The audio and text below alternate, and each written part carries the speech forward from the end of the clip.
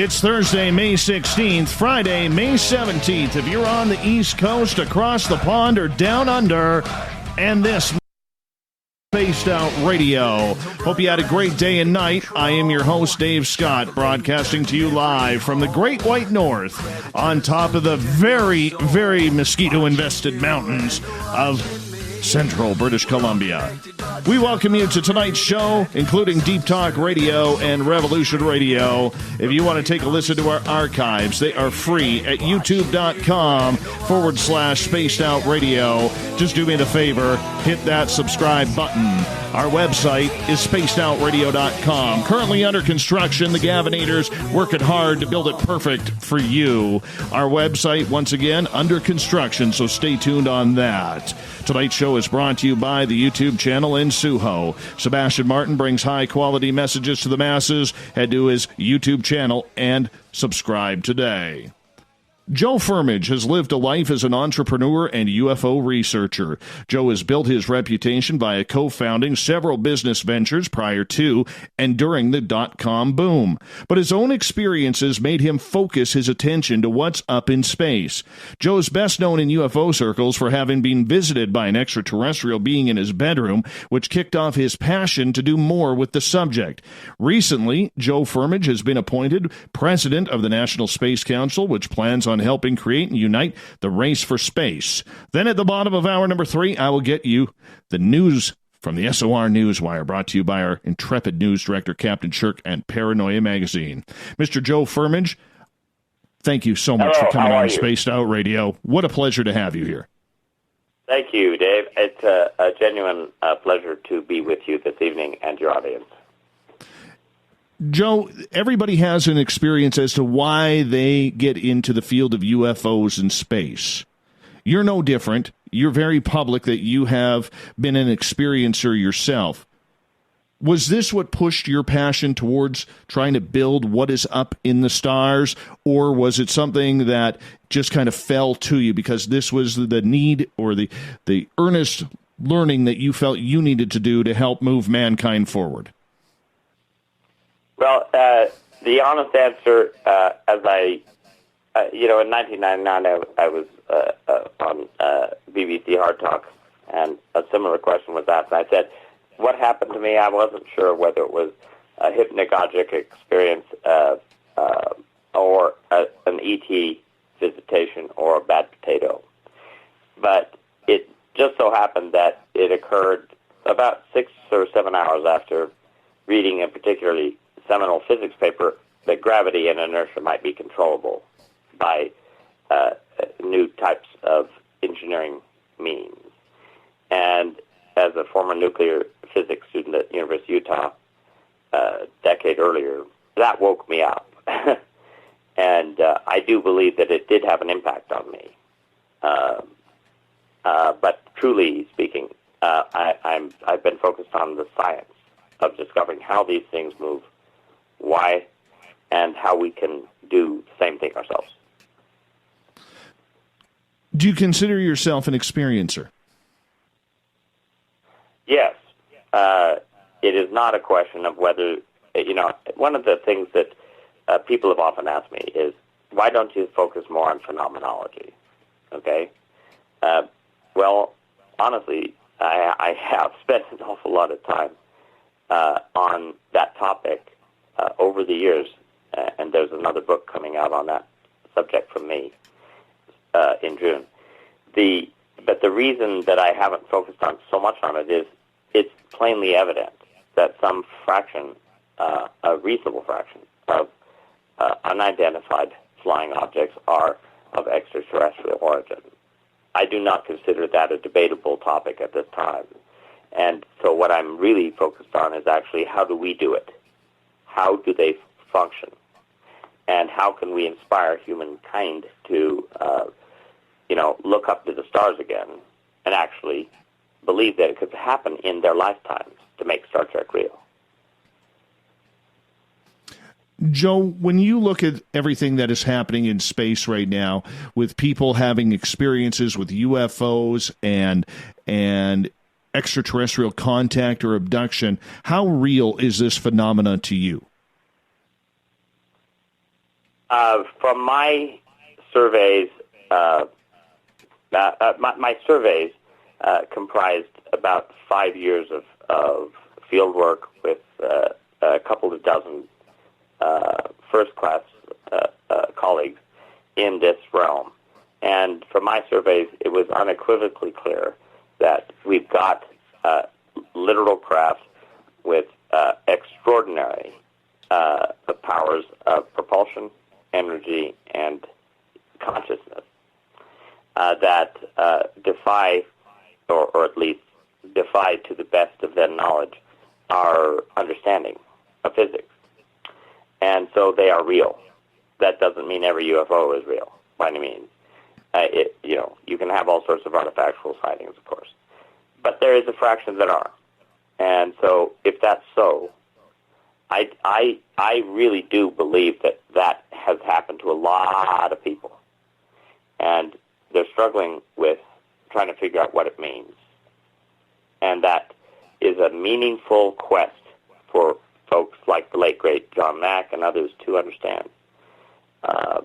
And I have enjoyed the privilege of working with them, and I respect their research.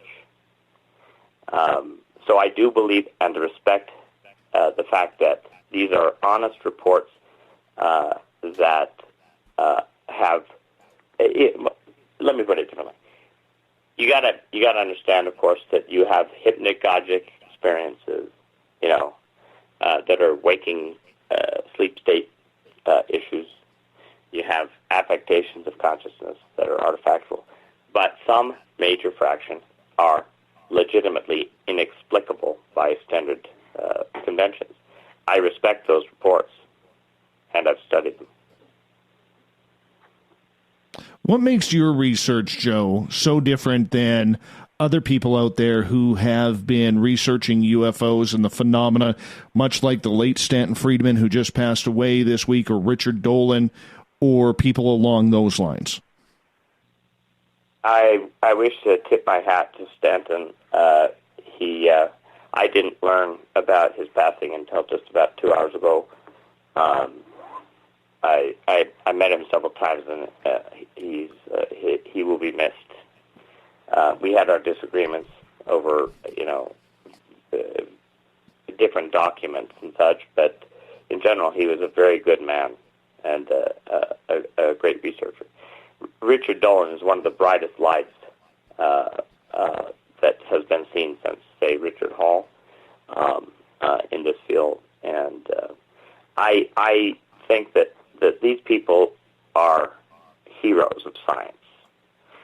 And one of the reasons why ufology as a so-called field should be not so-called is because it's been abandoned by physics. And so what would you expect but to have a spectrum from, colts on a wacko end to really good scientists, And I respect that, most of all, the human experience.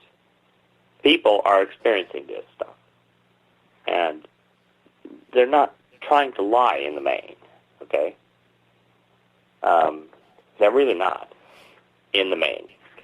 Now, teasing out that is my mission, to distinguish how they propel, how do the energy systems work, how do we become the ETs of other worlds, shall we say, is what distinguishes what I'm trying to accomplish with my team, that I think, anyway, than just trying to say, hey, they're here, they're real, get used to it.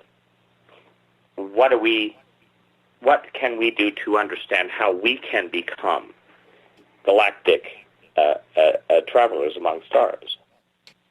That is an important mission for humanity, in my opinion. Joe, one of the questions that we get a lot from people here, and I'll get them privately, is a lot of people have an issue or a lack of understanding between UFOs, UAPs, ATIP, OSAP, and if it's not anybody from this planet flying that craft, who is flying that craft? And it seems like we have really seen some divisiveness in what is a UFO from here or what a UFO is from elsewhere. Do you agree with these theories that they should be separated rather than brought together like we've always done?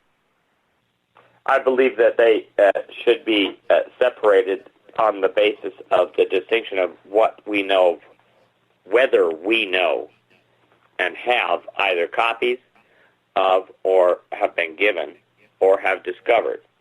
That's a whole category called we have them in our control, right?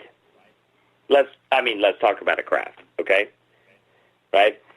Do we have it in our control? Well, either we developed it, we received it, or we recovered it. As distinguished from that which we do not control, which are the experiences of sightings of any of the, say, 5 kinds. And those categories deserve to be distinguished. My personal opinion, if you want it, is that we really didn't know how these machines propelled for a long time, and that was a major contributor to the considerations of security. After all, there are a lot of bright physicists in the world, and we don't want a gravity arms race, do we? Who would that be with? Ourselves. So when you hear somebody like Senator out of Texas, Ted Cruz, say that we got to start watching out for space pirates, do you think he was potentially mentioning aliens, or do you think he was potentially talking about rogue states putting rockets up there with humans to cause havoc for those who are trying to explore what is beyond this earth? That is a very intelligent question, and if you'll forgive me, let me just characterize how I think about it, okay? Our galaxy is roughly 15 billion years old, give or take a billion years, by any estimate. Our solar system is about 5 billion years old. What's 15 divided by 5? 3. So, in our galaxy, we've had perhaps the opportunity to have 3 generations of worlds evolve. And so there are no great-grandparent worlds in this galaxy. So how long has it taken for worlds to discover each other? I think that there could be, like Star Wars out there, truly, between different entire species of species. And that there hasn't been necessarily enough time for something like a federation of planets to emerge. My bet, based upon what I know, is that the only thing that's had time to emerge is something like a prime directive that says, thou shalt not screw around with the children world like ours. And so you take Earth as if you were from above, and imagine, what would it be like if you could live 50,000 years in your body right now? What more would you love to do than be a galactic anthropologist and help cultivate a young new world? That's what I personally believe is what's been going on. And acclimating the world to that kind of reality has been a very difficult job, and with a lot of costs, and I hope soon a lot of benefits. But that's a long answer to a simple question.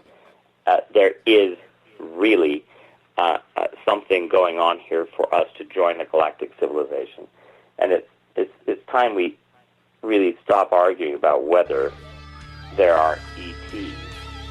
Right. Joe, I'm going to get you to hold on right there. We're going to step out for a break at the bottom of the hour. Joe Firmage is our guest tonight on Spaced Out Radio. We're going to talk ETs. We're going to get into space, technology. Lots going on tonight, so make sure you tune on in. Second half hour of the show coming right up.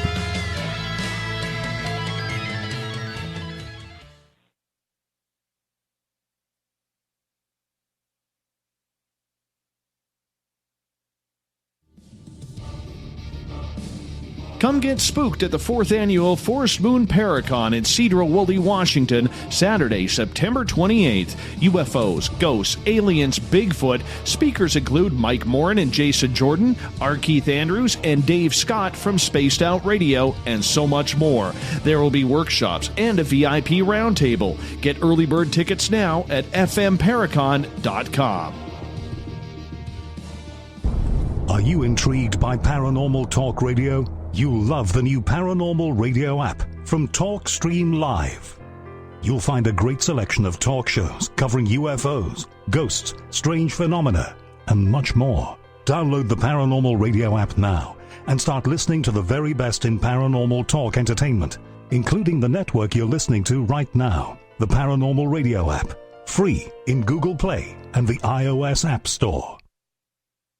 Looking for the stories of the strange and weird that you will find hard to find anywhere else? Check out the SOR Newswire on our website. Our writers, led by Captain Shirk, are scouring the world for the oddest and most bizarre stories we can find. Everything from weird crime to suspenseful and paranormal. We're working hard for you to bring you the most intriguing news of your day. Check out the SOR Newswire at spacedoutradio.com today. A timepiece is a reflection of who you are, and what better way to show off the real you than with an Escape watch. Escape is a lifestyle brand accessorizing your days and nights. Choose to escape and create the life of discovery that you deserve. Dream, play, unite with your own personalized Escape watch. Head to escapewatches.com. There is no time like the present to enjoy your escape. Use promo code SMF2017 for your 20% discount today. Heading to Vancouver and looking for a night on the town? The Moose Vancouver is the bar that never stops rocking until 2 a.m. every night. The Moose has great food with everything on the menu from $6.95 to $8.95. Fantastic, vibrant staff and rock and roll that will bring you back to when the music was real, the hair was long, and the guitars were rocking. Get your party on at the Moose Vancouver, the official party bar of Spaced Out Radio. Hello, this is your guitar man, Ron Bumblefoot Thal, and I have to tell you, I love the response I get for Little Brother is Watching from Spaced Out Radio fans. It's amazing how music can inspire and make people think deeper about what's going on in the supernatural world. You can head over to my website, bumblefoot.com, to check out my music, my guitar workshops, my touring, even check out some of the hot sauces that I'm working on. And make sure you keep on listening, because with Spaced Out Radio, you know Little Brother is watching. Are you tired of being blocked, shadow banned, or placed in jail for simply posting your thoughts on social media? Social Media Freedom can take care of that for you. Social Media Freedom is the newest and one of the best free new apps that allows you the freedom to post what you want, when you want. It takes seconds to download from your app store. Come join the tribe at Social Media Freedom. It's time to set yourself free. Every night on Spaced Out Radio, we have places for you to hang out. Hi, this is Carl. Join our SOR Space Travelers group on Facebook for live chat. On Twitter, using hashtag Spaced Out Radio. You can also join us in our Spreaker chat room. Check us out on Instagram at Dave Scott SOR. All of our archives are free on YouTube at Spaced Out Radio. By the way, I'll be watching you at your window until you do. Bye! So, you love talk radio? Then you'll love TalkStreamLive.com. TalkStream Live is always on, 24/7, with the best streaming talk shows. Find your favorite talkers and discover some new ones. It's free, readily available online or on mobile with any smartphone or tablet. Finding your favorite talk shows all in one place has gotten a whole lot easier. Just go to TalkStreamLive.com. Be sure to download the free apps from Google Play or the iTunes App Store. Did you know Spaced Out Radio runs 7 days a week? Hi there, this is Tessa Nicole Thomas, and I'm here to take you on a paranormal journey each Saturday and Sunday night. Why change the station when you have it all right here? Together, we'll hang out and share some strange and scary stories. And don't forget, we have Psychic Sundays as well, so come tune in Spaced Out Weekend. We get going at 9 p.m. Pacific, midnight Eastern, only at spacedoutradio.com, where we own the night. Looking for a place to advertise at a very reasonable cost? Look no further than Spaced Out Radio. SpacedOutRadio.com has an advertising tab that you can click to check out our daily, weekly, and monthly packages to play on the radio, or our website including social media. From commercial spots to banners, we have it all. Check out our competitive pricing today.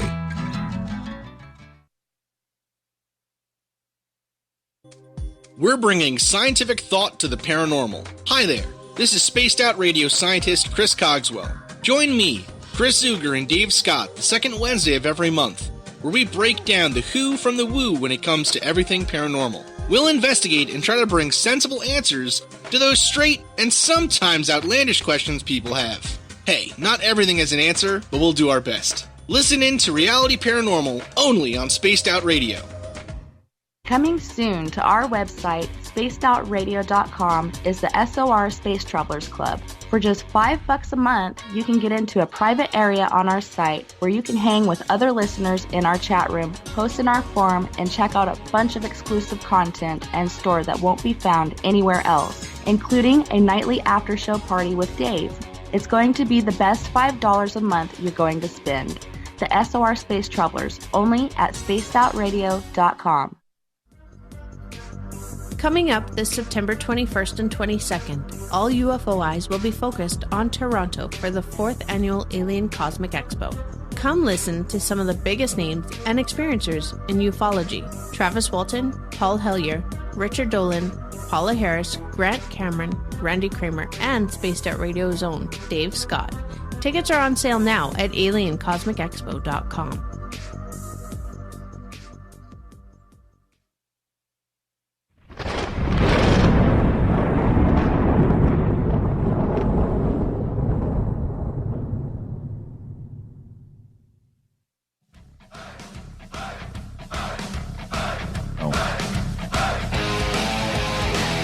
Welcome back to the second half hour of Spaced Out Radio tonight. I am your host, Dave Scott, broadcasting to you live from SOR headquarters in the frozen Canadian tundra. Reminder to all of you, if you missed part of this show or others, you could go to our YouTube channel, youtube.com/Spaced Out Radio. Just do me the favor, hit that subscribe button. It's all free for you. And our website, spacedoutradio.com, currently under construction. You can still listen to the show there, but we're building it better and bigger, all for you. You guys wanted it. That's what we're doing. So stay tuned. The Gavinator is on it. Tonight we are talking with Joe Firmage. He is the president of the National Space Council Alliance. We are talking UFOs, space, what is going on up there. And right before the break, Joe, we asked you about your thoughts on Senator Ted Cruz's comments yesterday about space pirates. What do you think he actually meant by that? It was an intriguing comment that I picked up. I'm a news hound as well, and it got my attention a bit. I think that the space pirate interpretation has to do with two things. Both of which are relevant, but one of which he was referring to. Okay, look, you've got hundreds of new entrants into a near-Earth orbit in the past 2 years and the next 20. Hundreds of new launch capacity nation-states or private enterprise, and so how do you manage that, and how do you manage piracy of the capture of space debris, of explosions, and all the other crap that can go on in the open seas? My father, Ed Firmage Sr., is emeritus constitutional lawyer, professor at the University of Utah.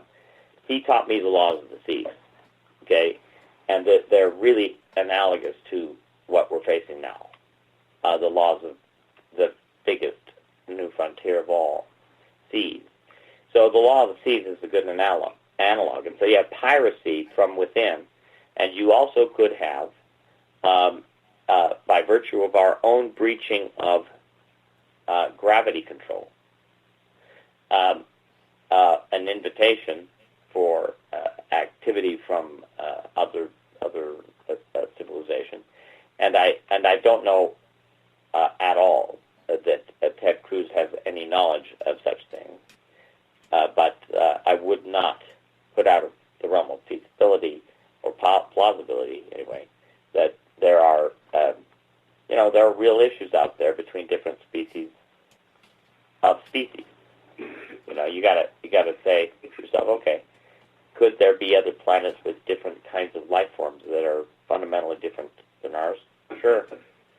But I think he was really referring to piracy of the new seas by virtue of anybody and their dog getting up into space and perhaps occasionally encountering things that have been not shared with the rest of the public.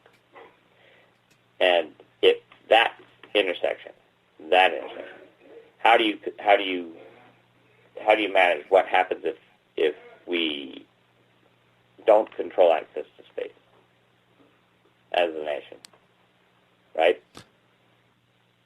What if we don't? And these other kinds of things happen out there that we can't predict. Both of them, in my opinion, play a role in this, but I think his comments in particular are about simply China going to the dark side of the moon, private space ventures that can put hotels in space, like Bigelow's a program, which I don't criticize, but I don't want to stay in one of those hotel rooms very soon. But someday. And I think that's really what he was talking about. How are we going to command and control space? Well, that's an international obligation to be led by the United States, in my opinion. Why does it have to be the United States? Why not Russia? Why not China? Why not India? They've recently put rockets up. Other countries are looking at doing it as well.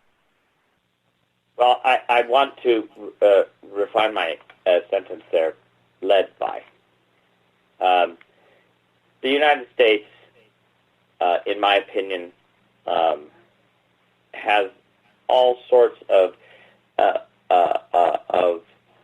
failures and challenges and problems that we have created around the world, but overwhelming all those, without question, we have the finest governing democratic constitution in the history of this planet, by far. I don't care whether you're a Republican or a Democrat, independent, libertarian, the unifying document of the United States Constitution is so magnificent an accomplishment of our species. I would find it hard to believe, actually, that if you were an ET looking at Earth from above, where would you want to select contact to commence? Where? Joe, I guess it would be the United States or Russia, one of the two. It would have to be a powerhouse. But, I mean, we've already seen things like that happen in Africa. We've seen it happen in third world countries. We've seen it happen in the northern reaches of Canada where populations just disappear. We see it all over. We have seen evidence of a lot of activity here that's not explicable, and I would suggest to you that if you really pull on that string, look, I held contact planning sessions in 1998 and 1999 and 2000 with a fairly tight group of folks over 3 years to say, what if? What happens if contact begins? And what we came up with were three dimensions, three axes. Speed of events, familiarity of ET, and intent of ET. What's their intent? How fast does it happen? And how familiar or strange are they? And so as I look at things, what you're seeing here is when we exploded the atom in, at Trinity, it would be like if you were an ET saying, hey, the young primates below are perhaps even genetically related, are waking up out of their crib, putting a pinky out of the crib by exploding an atom. And thus began a process of, hey, we need to now start to engage because it's time to wake up this awakening species of Homo sapiens sapiens. And I see it as a beautiful process of awakening to a galaxy of civilizations. Now, Frank Drake's equation is embedded in my mind, okay? And I would estimate that we're a small number of child worlds here. But nonetheless, we are going to break that gravity boundary. And anybody above knows it, because they already have. So what happens when we're about to break that boundary? Engagement. You remember the Truman? Yes, go ahead, sir. You remember the Truman Show, right? Yes, very much so. Okay. It's a good analog. I want to ask you, in regards to comments that have been made over the last almost 2 years now, going back to 2017 when Robert Bigelow went on 60 Minutes and said that you don't have to leave this planet to see aliens and UFOs. They're already here. We've had so many hints throughout the media, the starting of the To the Stars Academy, the videos they released, everything going on. Joe, do you have concrete proof or the information available to confirm or deny whether or not we are currently being visited on this planet by an extraterrestrial presence? Yes. There is not a question of that. From my perspective, I cannot deny the fact that I have had some exposure to that evidence, but it is not so much the exposure to that from a person to person, although that's true. It's that the physics, the science underlying the propulsion that has baffled physicists for a century in our research labs has revealed the means by which science fiction could become science fact, so that it could explain why it would be bloody obvious that if we're about to discover gravity control, well, obviously other planets already have.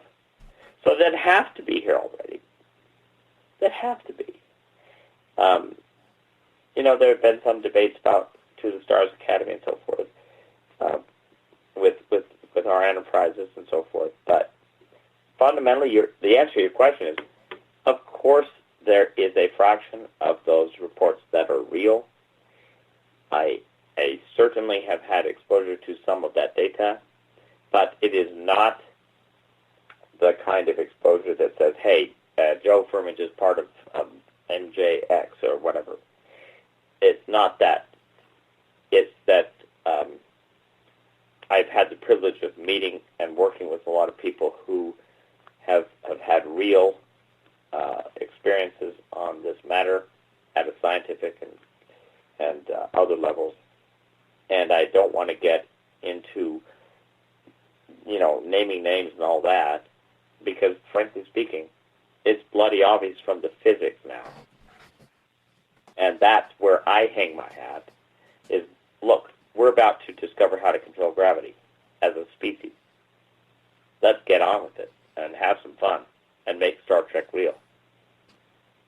Are continuing down the alien front, are there any researchers right now whom you have talked to, shared information with, both on or off the record, doesn't matter, that have come very close to exposing, in your mind, the disclosure of UFOs?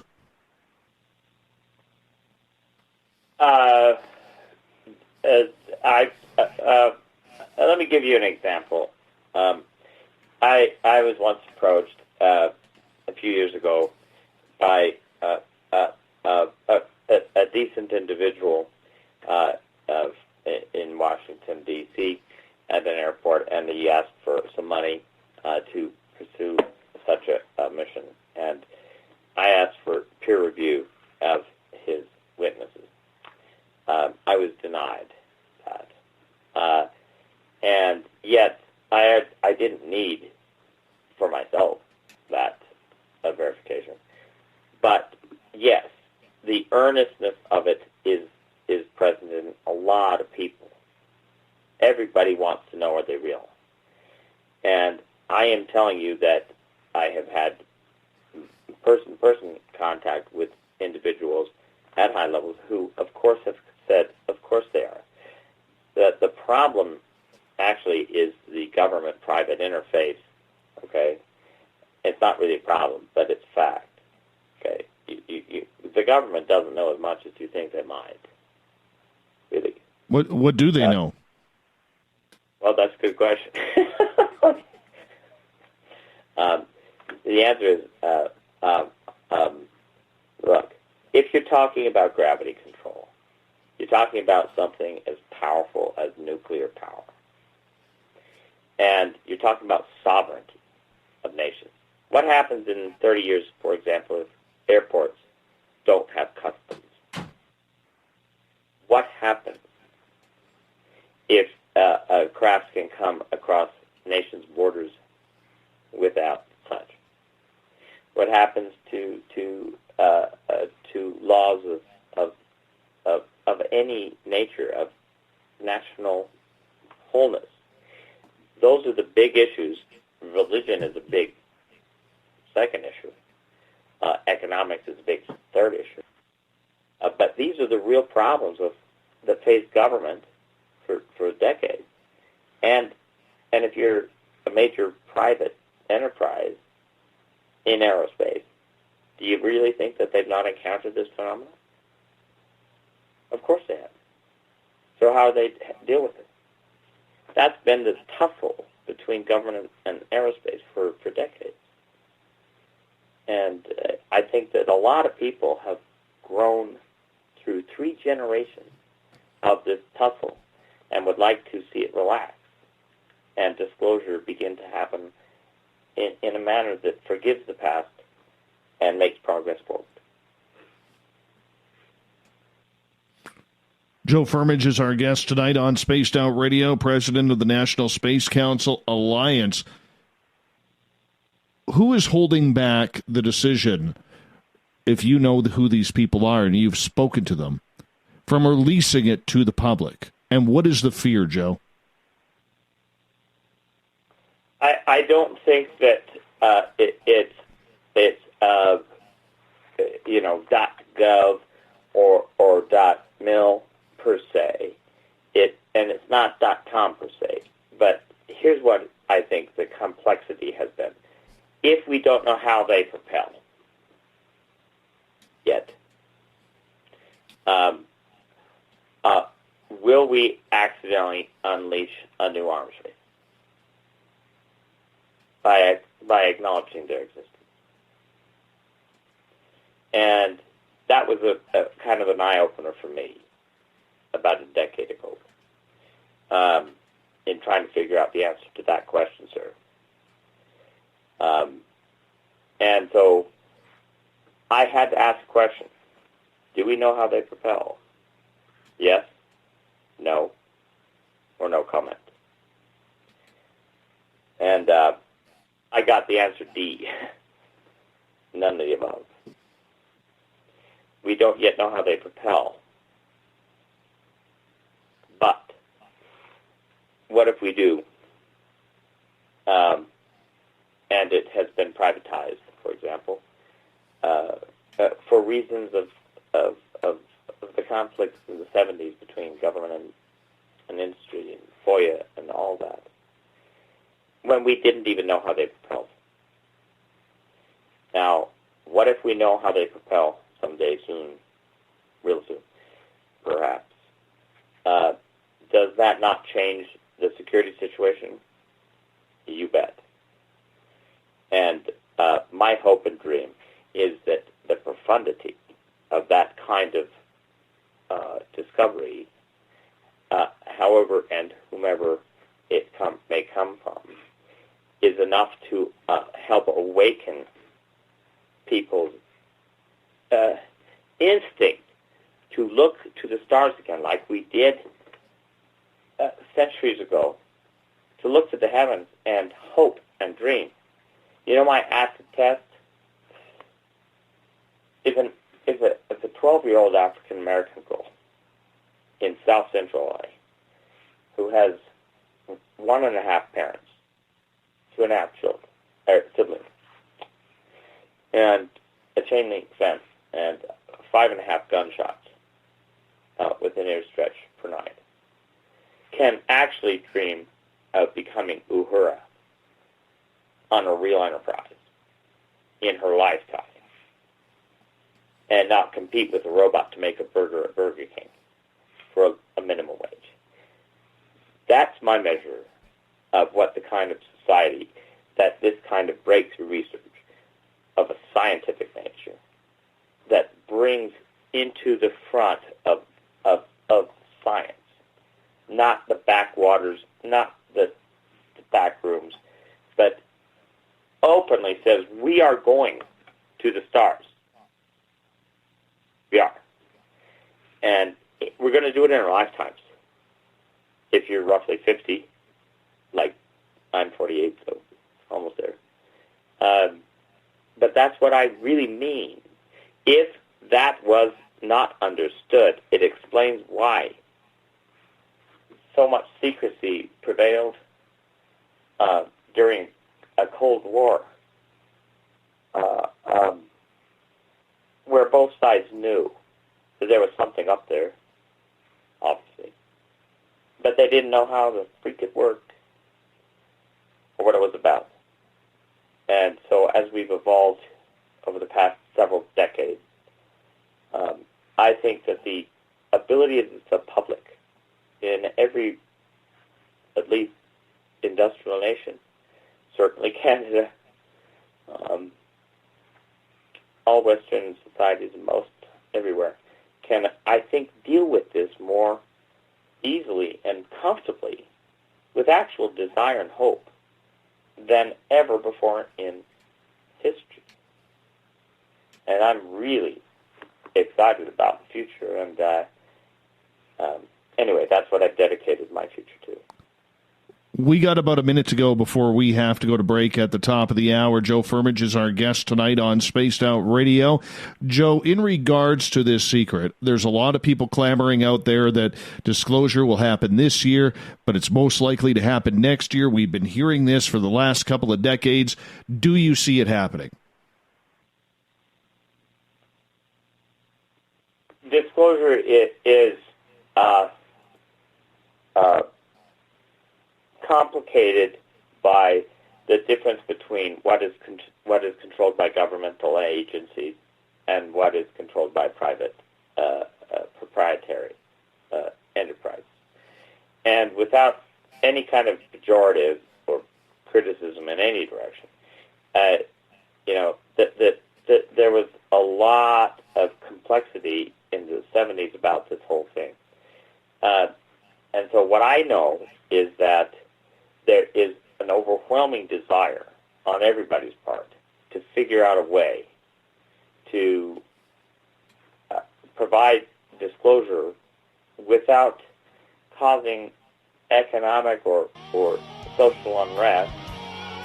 And that's one of the areas that I've really paid a lot of attention to, is what happens what happens if you get your disclosure.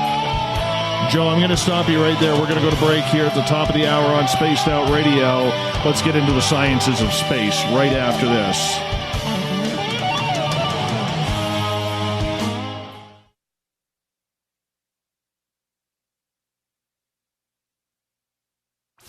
Come hang out with Spaced Out Radio, where we own the night. This is Carl. You can follow Dave on Twitter at Spaced Out Radio, and during the show, use the hashtag Spaced Out Radio to chat with us live. On Instagram, at Dave Scott SOR. On Facebook, give our page a like, Spaced Out Radio Show. SOR archives are free on YouTube at Spaced Out Radio. Come join us, or I will come join you. See you at your window. On the first Tuesday of every month, I encourage you to come along for a journey with me, Geraldine Orozco, on The Spiritual You. Together, we will take a look at how to access the highest expression of yourself and change your life. Consciousness, ET contact, health, and wellness, we can talk about it all. So come along for a spiritual ride with me, Geraldine Orozco, on The Spiritual You, only on Spaced Out Radio. Get your horns up with me on Spaced Out Radio. This is Ron Bumblefoot THAL. Come tune in to SOR, where you can hear me rock out with Little Brother is Watching, the official theme song of Spaced Out Radio. And then come on over to bumblefoot.com, where you can find out about my tour schedule, my music, and everything else. Bumblefoot.com keeps you up to date on what I'm doing and the best way to stay in touch with my music and music camps. Sign up for my newsletter at bumblefoot.com, and remember, Little Brother is watching. Canada's largest UFO conference is ready to roll in Toronto this September 21st and 22nd at the Alien Cosmic Expo. This year is about the experience. Listen to the stories of Dave Scott, Travis Walton, Paula Harris, Grant Cameron, Ryan Stacey, Richard Dolan, Leslie Mitchell-Clark, and more. Get your tickets now at aliencosmicexpo.com.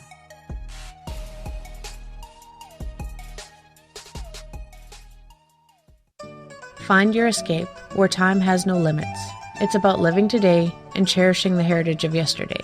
A spirit of adventure for what is new, with the nostalgia of the past. Your timepiece is a reflection of who you are. Life surrounded by beauty from the world around us to the soul within. EscapeWatches.com. There is no time like the present to enjoy your escape. Use promo code SMF2017 for your 20% discount today. The Call of the Wild is in Vancouver. The Moose Vancouver is one of the hottest bars and restaurants in the city. Open until 2 a.m. nightly, the Moose will rock you like a hurricane all night long. Great food with everything on the menu at $6.95 near the corner of Nelson and Granville. Get your horns up and come rock with us. The Moose Vancouver, the official rocking bar of Spaced Out Radio.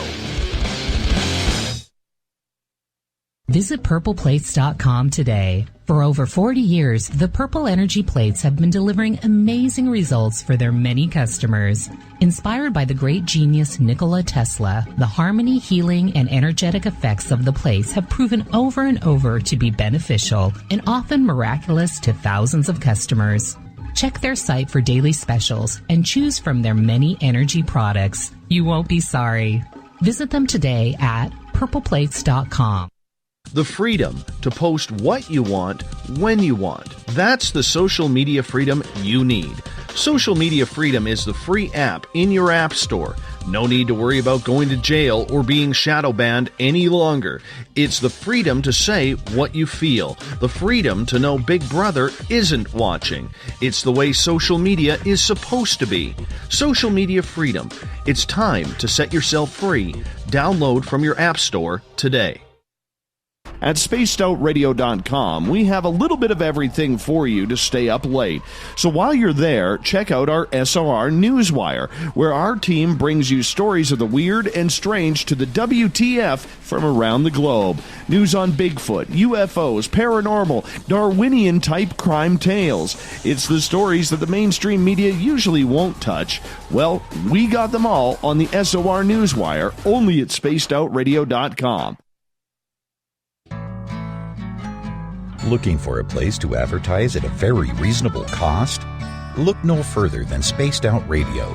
SpacedOutRadio.com has an advertising tab that you can click to check out our daily, weekly, and monthly packages to play on the radio, or our website including social media. From commercial spots to banners, we have it all. Check out our competitive pricing today.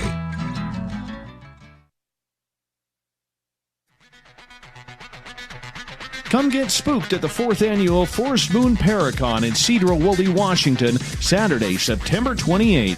UFOs, ghosts, aliens, Bigfoot. Speakers include Mike Morin and Jason Jordan, R. Keith Andrews, and Dave Scott from Spaced Out Radio, and so much more. There will be workshops and a VIP roundtable. Get early bird tickets now at fmparacon.com. We are getting ready to relaunch the SOR Space Travelers Club at spacedoutradio.com. For $5 a month, you can join us for a plethora of features found nowhere else. Hang out in a private chat room during the show and after party. You can check out some exclusive content and a store specifically for you, as well as a private listener forum where you can post your thoughts, stories, and pictures. The SOR Space Travelers Club, coming soon to spacedoutradio.com. You hear footsteps in the empty room above you. A rocking chair begins rocking by itself. Don't be afraid of the things that go bump in the night. Reach for Spirit Storybox, the iPhone app the Huffington Post UK called the only ghost hunting app you will ever need. Spirit Storybox. The spirits are telling their stories. Are you listening? We're bringing scientific thought to the paranormal. Hi there, this is Spaced Out Radio scientist Chris Cogswell. Join me, Chris Zuger, and Dave Scott the second Wednesday of every month, where we break down the who from the woo when it comes to everything paranormal. We'll investigate and try to bring sensible answers to those straight and sometimes outlandish questions people have. Hey, not everything has an answer, but we'll do our best. Listen in to Reality Paranormal only on Spaced Out Radio.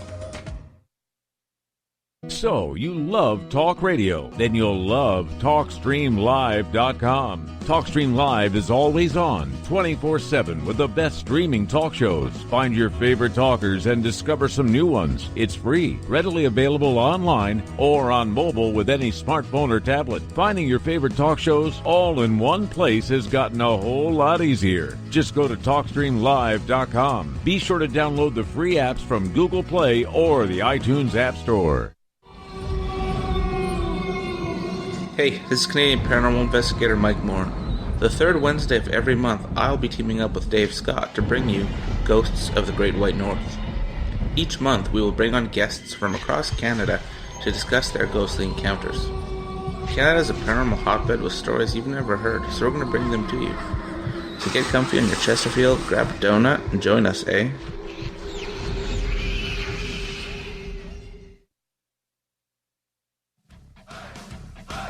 You're listening to Spaced Out Radio with Dave Scott.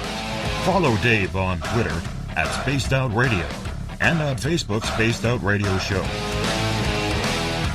Welcome back to hour number 2 of Spaced Out Radio. Tonight, I am your host, Dave Scott. Thank you so much for being with us. Tomorrow night on the show, Mike DeMonte joins us. We're going to talk about the deep inside the To the Stars Academy. We start at 9:06 Pacific, 12:06 a.m. Eastern at spacedoutradio.com. Hi to everyone listening in on our brand new affiliate, KDNF, AM 1560 in Dangerfield, Texas. KDUN, AM 1030 in Reedsport, Oregon. KZFX, 93.7 FM in Ridgecrest, California. WQEE 99.1 FM in Union, Georgia, and UPRN 107.7 FM in New Orleans. On the digital side, hi to everyone listening in on Revolution Radio and Deep Talk Radio. Remember, all of our archives are free for you at youtube.com/Spaced Out Radio. Just do me the favor, hit that subscribe button.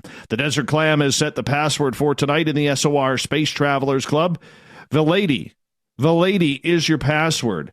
Make sure you use it wisely, Space Travelers, as the Clam sets the password each and every night right here on the mighty SOR. Our website is currently under construction, but you can still listen to the show there. The Gavinator should have it launched by week's end. Tonight we are talking with the president of the National Space Council Alliance. Joe Firmage is with us. We're talking UFOs, but this hour we're going to get into space, because it's a very important topic of late with all of the privatization of rockets, much like SpaceX, that have been launching recently. Jeff Bezos from Amazon claim is launching a new plan to put people living on the moon. Lots of exciting stuff going on. Mr. Firmage, welcome back to the show. Thank you, Dave. I'm very honored to be here.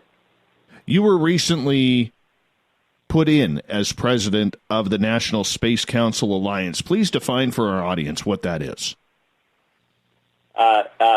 Thank you. I would like to. The National Space Council has been an effort under construction, effectively, for several administrations, at least since George H.W. Bush, but really since Reagan, and it's had its fits and starts, but it's an effort by the government to interface with the emergent private sector, which is literally quite exploding in space. Let's hope not exploding too much. And so how does the government deal with, how do governments deal with the private sector having,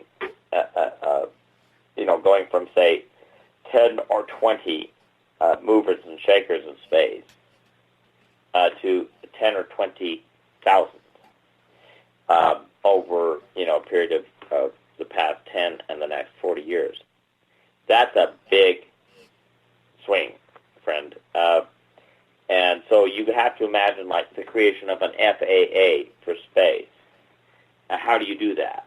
Well, the National Space Council was originated to create an interface between .gov and .mil and .com, if you want to put it in sort of blunt terms. And so with SpaceX, pioneering new VTOL and Jeff Bezos and others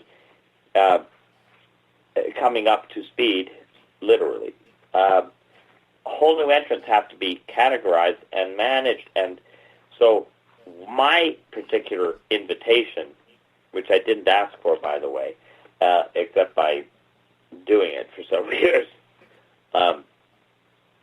is to help provide an executive team that can operate, oversee working groups, not user groups, working groups of vice presidents and CEOs of major and smaller enterprises that want to go into space, in and out. So these working groups are going to tackle the most fundamental issues. We have 14 defined so far. If you go to LinkedIn.com and look up my name, Joe Firmage, you'll see basically the kind of people that are involved, and the recent announcement last Friday of 14 working groups, starting with gravity control. We are unabashed. The first working group is the National Working Group on New Physics, of which I am the founder and trustee. And you can go there at newphysicsteam.org. That group is focused on inertia and gravity as electrodynamically controllable effects. In other words, we can engineer gravity. That's our goal. That is what we've been working on for 20 years. Working Group 2, Project Vacuum. Actually, there's a joke inside there. It used to be called Project Hoover, and I overruled that name because I thought it was a little bit too comical. But leave no dust behind. We need to clean up the space debris problem. If you ever seen the movie Gravity, I have not. Oh, God. Dave, you need to. It's a real issue. Space debris is caused by things blowing up in near Earth orbit. And if you have 1 millimeter-sized, a grain of sand-sized thing traveling at 19,000 miles a second, believe me, it can cause problems for you, okay? And so cleaning up space debris is one of our primary programs, and it can't be accomplished alone by Lockheed or DOD or anybody, but everybody needs it. So how do we organize a launch plan to put into near-Earth orbit a vacuum cleaning system, literally, to collect space debris, so we have exit and entry, clear pathways for thousands of vehicles per day. I mean, within a few years. How do we do it? Well, that's Project Vacuum, okay? And so we have now put up a call for proposals, for partnerships, for 14 working groups, for industry and governmental collaboration, jointly funded between government and private industry, to go do these things. What about the radiation problem? What about, the navigation and communication issues? The most interesting of which, by the way, in my opinion, is Working Group 1, gravity. How do you move faster than the speed of light? You want to get to the moon in 5 minutes or less, but mainly you want to get to the nearest star in a week. That's what Working Group 1 is working on, okay, with all seriousness. And I'd like to chat about that if you wish. Absolutely. In regards to traveling the speed of light, a lot of people will say we don't have the ability to do that. Other people, whether it's people like Michael Schratt or those studying the secret space program, will say we already have craft that can get to the moon in a couple of hours with these TR-3Bs. Are we actually doing that, or is that fallacy? I will not speak to a specific program. I'm not able to do so, and not necessarily for any particular reason, but I'm not able to comment because I don't have sufficient information. However, I can comment on the general issue for sure. But the problem with the solid fuel age is that it's coming to its end. Every rocket from any mainstream entity, from DOD to SpaceX wannabe SpaceX, okay?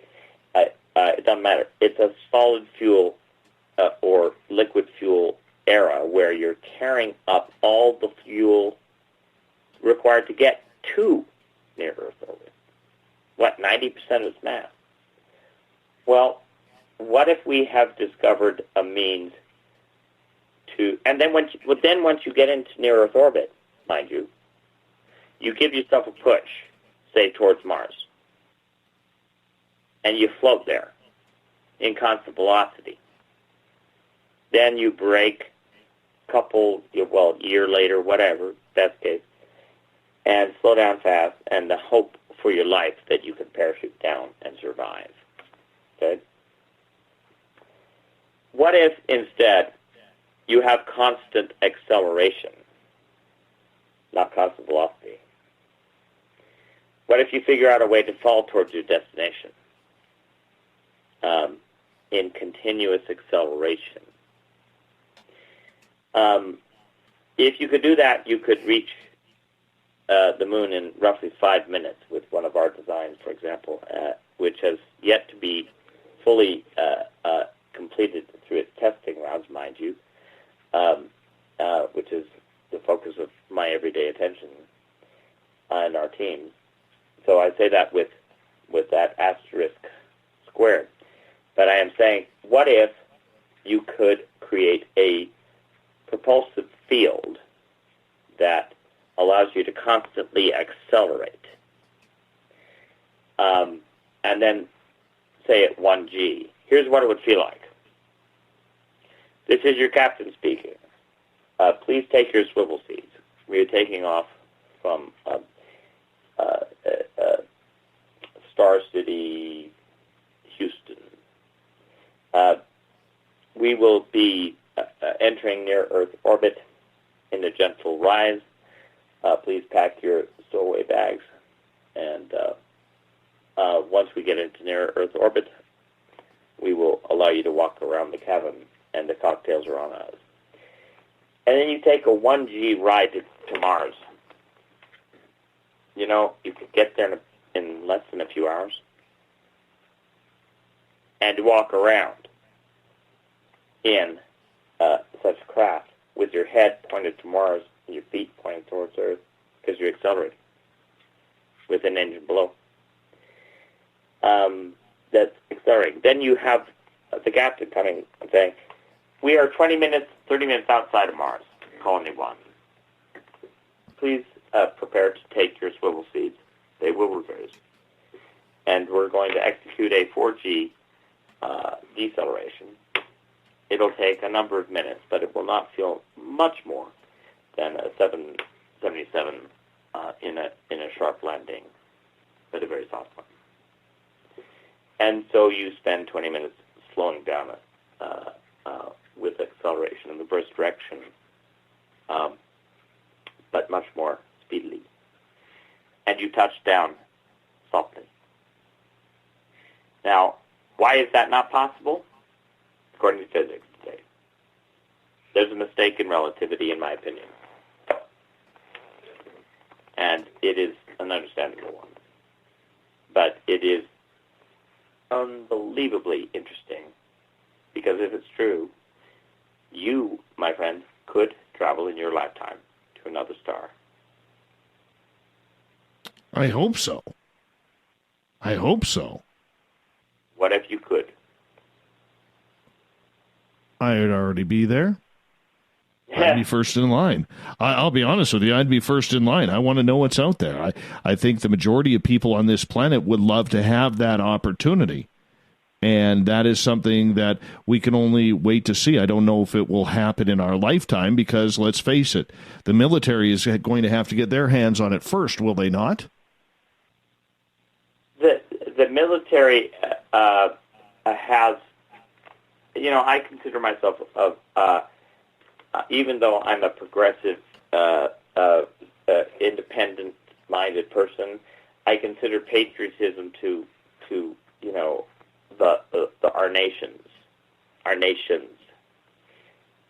particularly mature democracies, to be kind of a sacred commitment. And so I think the militaries have proper roles as long as they're restrained by civilian powers, right? You can't deny the need for military, action where grave human harm is happening, right? But the military, I don't think, is at this point the fundamental obstacle here. It's been physics, and I can tell you why, in my opinion, if you wish to know. Please. Look, if you imagine a particle accelerator, are you familiar with what is? Like a tube with particles circling it. Back about 100 years ago, when we were still learning what galaxies were, the speed of light was determined to be the limit. Why? Because that's all we had calculated. Here's why. I used to be a boat captain back when I was really fairly wealthy, before I gave up most of my wealth for this project. I do wish to reacquire my boat. But if you're a boat captain, can you push a boat with wind waves faster than the wind waves? If your boat's pushed by wind waves, can your boat move faster than the waves push it? No. So guess what? The fundamental problem with relativity is that you can't push with light waves matter faster than light moves. So you can't do it. That doesn't mean that's the speed limit of matter. it means you can't push matter faster by photons than photons can push them. In regards to go ahead, sir. Sorry. So what I'm saying is, let me put it more simply. Okay, if you want to push something faster than the speed of light, and you're using light to push it, how on God's earth, lit or off, can you do that? You can't. But if, on the other hand, matter can, shall we say, form like a radio dish shape and create a focal length for its own momentum, matter can travel almost surely up to c squared. The speed of light limit was a mistake. It was a mistake because the particle accelerator said, hey, mass is going to infinity as charged particles go through the tube. Well, what's the tube pumping? Light waves. How could the matter possibly move faster than light if you're pushing it by light? It couldn't. Ergo, mass goes to infinity. Can't go faster than light. Nonsense. Matter can travel faster than the photons that could push it sideways. So what I'm saying is this. You know, when you were in 7th grade or 6th, and you had a little magnifying glass, and you burned a leaf, like with a focal lens, and you powered the concentration, you concentrated the power of the sun, right? Right. And burned a bug, and probably felt guilty about it, by the way, right? Remember? For sure. What if I think we all did that. What if you did that with gravity? And what if you could build a convex-like disk that focalized momentum into a new center of mass, and you fall towards your destination, dear friend? Then the matter is doing the pushing, not some external photons. You are curving matter into a shape that falls towards its new destination. Just as if you were jumping out of an airplane and falling towards the ground, you feel weightless, but you're accelerating. So why can't we do that with a new kind of spacecraft? It's a lot of money, though. One hell of a lot of money. I mean, this is no cheap deal. But really, if you think about it, the mistake that was made, in my opinion, I know I'll be criticized living eternity for saying it, but I stand by it. I think that the honest mistake in relativity was that the mass increase going to infinity as you approach the speed of light was what is called a coupling coefficient going to zero, meaning you couldn't push it faster than bandwidth pushes it. But if you change the shape of the nucleons themselves into a dish that is like a focal lens of gravity, you'll fall towards it. And that limit, my friend, I believe is c squared. And on that note, we are going to get ready to go to a break here at the bottom of the hour on Spaced Out Radio. Joe Firmage, president of the National Space Council Alliance, is joining us tonight on the show. We're going to talk more space. What's going up in the stars? How do we get there? Lots of information to come, and your questions as well on Spaced Out Radio.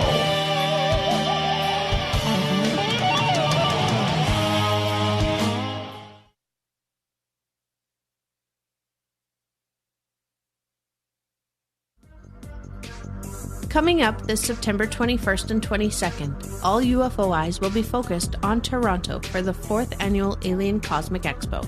Come listen to some of the biggest names and experiencers in ufology. Travis Walton, Paul Hellyer, Richard Dolan, Paula Harris, Grant Cameron, Randy Kramer, and Spaced Out Radio's own Dave Scott. Tickets are on sale now at aliencosmicexpo.com. Did you know Spaced Out Radio runs 7 days a week? Hi there, this is Tessa Nicole Thomas, and I'm here to take you on a paranormal journey each Saturday and Sunday night.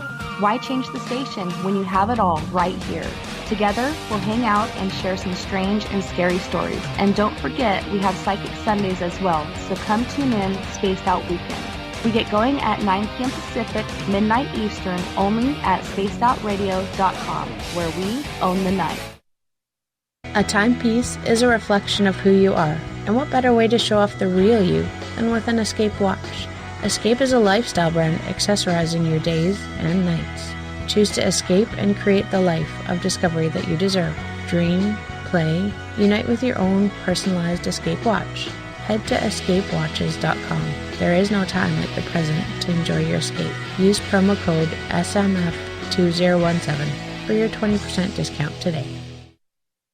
Heading to Vancouver and looking for a night on the town? The Moose Vancouver is the bar that never stops rocking until 2 a.m. every night. The Moose has great food with everything on the menu from $6.95 to $8.95. Fantastic, vibrant staff and rock and roll that will bring you back to when the music was real, the hair was long, and the guitars were rocking.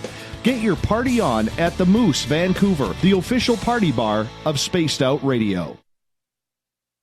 Every night on Spaced Out Radio, we have places for you to hang out. Hi, this is Carl. Join our SOR Space Travelers group on Facebook for live chat. On Twitter, using hashtag Spaced Out Radio, you can also join us in our Spreaker chat room. Check us out on Instagram at Dave Scott SOR. All of our archives are free on YouTube at Spaced Out Radio. By the way, I'll be watching you at your window until you do. Bye! Are you intrigued by Paranormal Talk Radio? You'll love the new Paranormal Radio app from TalkStream Live. You'll find a great selection of talk shows covering UFOs, ghosts, strange phenomena, and much more. Download the Paranormal Radio app now and start listening to the very best in paranormal talk entertainment, including the network you're listening to right now, the Paranormal Radio app, free in Google Play and the iOS App Store.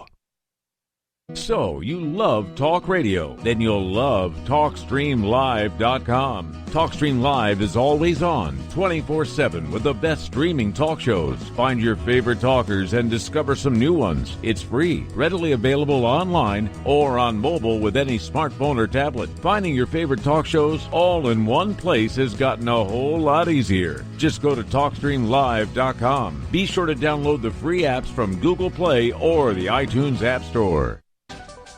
Are you tired of being blocked, shadow banned, or placed in jail for simply posting your thoughts on social media? Social Media Freedom can take care of that for you.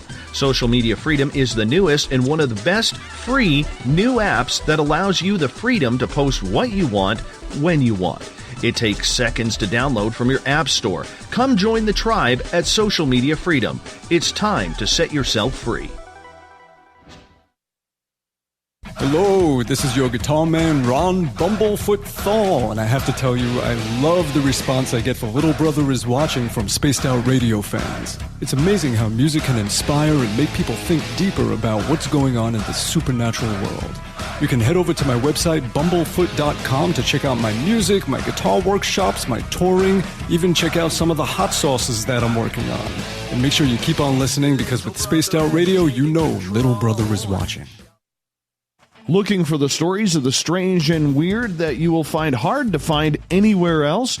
Check out the SOR Newswire on our website. Our writers, led by Captain Shirk, are scouring the world for the oddest and most bizarre stories we can find. Everything from weird crime to suspenseful and paranormal. We're working hard for you to bring you the most intriguing news of your day. Check out the SOR Newswire at spacedoutradio.com today. Come get spooked at the 4th Annual Forest Moon Paracon in Cedar-Woolley, Washington, Saturday, September 28th. UFOs, ghosts, aliens, Bigfoot. Speakers include Mike Morin and Jason Jordan, R. Keith Andrews, and Dave Scott from Spaced Out Radio, and so much more. There will be workshops and a VIP roundtable. Get early bird tickets now at fmparacon.com.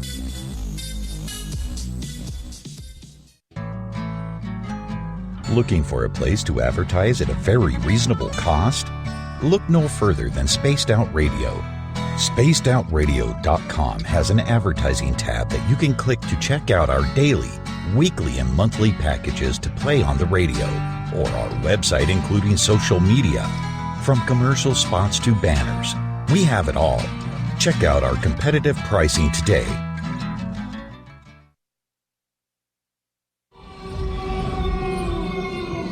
Hey, this is Canadian Paranormal Investigator Mike Moore. The third Wednesday of every month, I'll be teaming up with Dave Scott to bring you Ghosts of the Great White North. Each month, we will bring on guests from across Canada to discuss their ghostly encounters. Canada is a paranormal hotbed with stories you've never heard, so we're going to bring them to you. So get comfy on your Chesterfield, grab a donut, and join us, eh?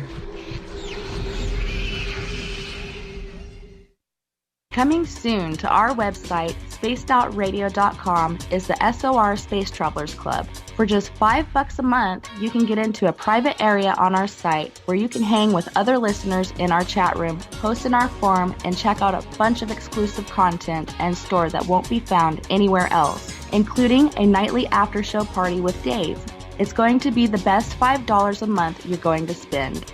The SOR Space Travelers, only at spacedoutradio.com.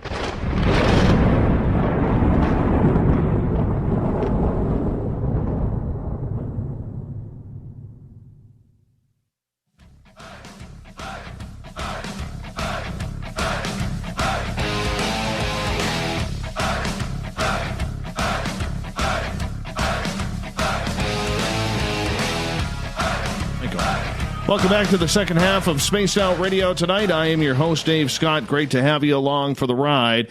Remember, if you've missed part of this show or others, you can also check out our archives for free at youtube.com/Spaced Out Radio. Just do me the favor, hit that subscribe button. Our website, spacedoutradio.com, is currently under construction. We're rebuilding it due to popular demand by you, so stay tuned. The Gavinator should have it up by the end of the week. Hopefully, fingers crossed. Tonight, we are talking with the president of the National Space Council Alliance, Joe Firmage, tonight. We're getting into the depths of space. How do we get there? What is going on? Joe, welcome back to the show. Thank you. Thank you. Now, Joe, right before the break, we were talking about, how we got to clean up space. How are we going to get there? How do we try and beat the speed of sound? Is it even possible? But gravity plays a way in front of that as well. There's always an issue. This time it's gravity. One of our Twitter listeners, Deep, is asking, Joe, who do you expect these breakthroughs in gravity to come from? And why are you so confident about it now rather than a decade ago? That's a very fair question. I formed 3 institutes back in 98 through 2001, theoretical, experimental, and material sciences in the Bay Area after leaving U.S. Web to do this for the rest of my life. And everything pointed towards a certain kind of physics that has never been really well understood. It's about precession. And we made some discoveries back then that, like a spinning top on your kitchen floor? Yes. Right? Everybody's played with them, right? Richard, the late, great Richard Feynman, one of my other heroes like Carl Sagan, said, almost on his deathbed, precession of a spinning top, why it can lean over in gravity on your kitchen floor, is one of the greatest unanswered questions in empirical physics, engineering-minded physics, if you will. You have your armchair theoreticians, and they're really important. But you also have your engineering-minded physicists that build things. They're also really important. A spinning top on a kitchen floor has never been explained as to why it can lean over in gravity while it's spinning. You know, it wobbles around, right? And when it stops spinning, it just falls over. Yes. Correct? Correct. Isn't it interesting? Where is the center of matter of that spinner?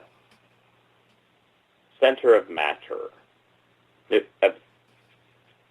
Atoms. Joe, I failed physics. That's why I became a journalist, my friend. A perfect answer. Physics is the subject you love to hate because it's taught so poorly usually today. But the answer is, look, the atoms are concentrated on average in the spinning disk center, whether it's spinning or not. So how does the matter lean over and not fall over while it's spinning? Feynman couldn't answer it. So he posed the question. We know how much it spins and wobbles in precession, but we don't know why. How is not the same as how much. And so one of the discoveries we believe we are pursuing rightly is that we're making progress in understanding what precession is. Why do things spin in helices? Why? Not how much, but how. And I don't need to go into too much technical detail, but the reason I'm so confident is because it actually helps explain some of the anomalies in our space programs, in our rocketry programs, that have never been explained. And we can explain some of these things better using the research we have done in our labs. And what we're trying to do over the next year is start space-based testing of the top three of our experimental program devices. And those top three are the candidates we want to put up into space and start the space debris cleanup program, Project Vacuum. And so that's literally here's what it requires to clean up space debris. You got to have agile craft, clean up duty vehicles, small, swift, that can turn on a dime and leave no dust behind. And then capture debris and either recycle it or dispose of it, and then go back out and clear. That's Project Vacuum, and it's a perfect test platform for the brightest minds alive to test novel breakthrough propulsion engines. And the National Working Group on New Physics, which I lead, is targeting that as job one. Every single SpaceX, every single NASA, every single DoD needs that capacity. And that's why I've chosen that as, deployment test one for all the research we've done into breakthrough propulsion. Okay. In regards to let me just say, I would like to see those deployments in a first stage within 12 months to test a first deployment of a hub and spoke model for literally novel breakthrough propulsion systems to go and start cleaning out pathways to ensure safe entry and exit through near-Earth orbit.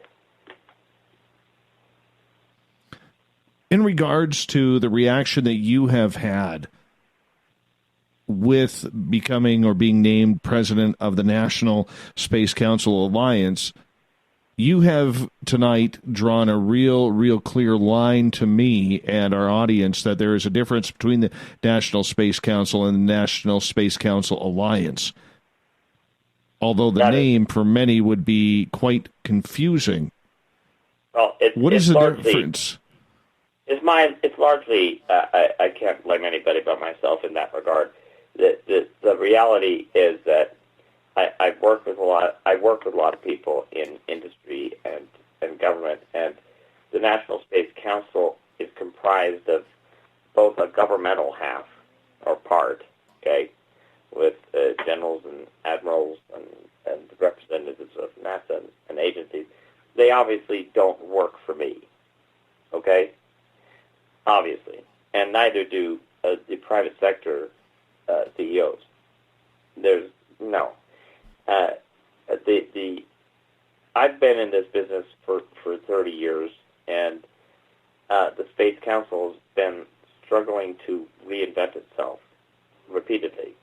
And so the distinguishing problem was that there were many drafts floating around over a period of intense leaks, frankly, that were going on. And so I needed to make a clarification a few days afterwards, which I'm apologetic I had to do, but of course it's true. The Space Council Alliance is an elective body that major industry alliances with government engaged in joint funding for economies of scale, for joint projects that need joint funding, for big, hairy issues that can't be solved by anybody alone.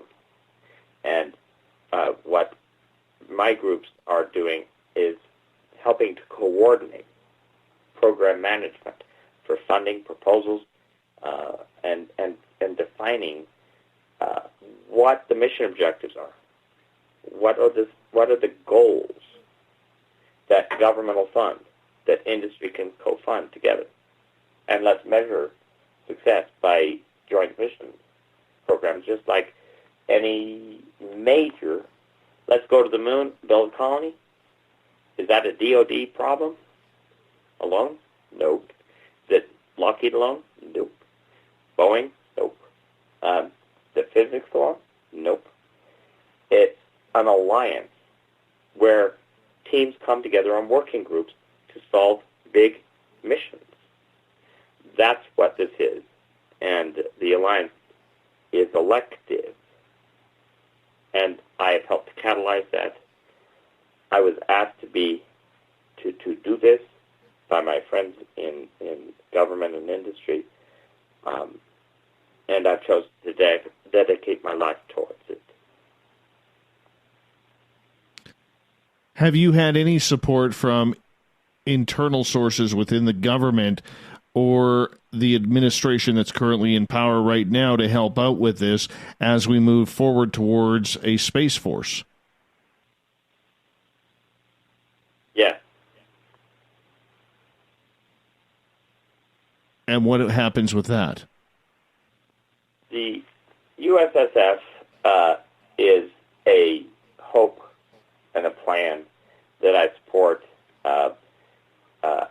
I have my differences with the Trump administration, but they pale in comparison to the importance of what we're talking about. I'm really quite proud of the administration's boldness in this direction.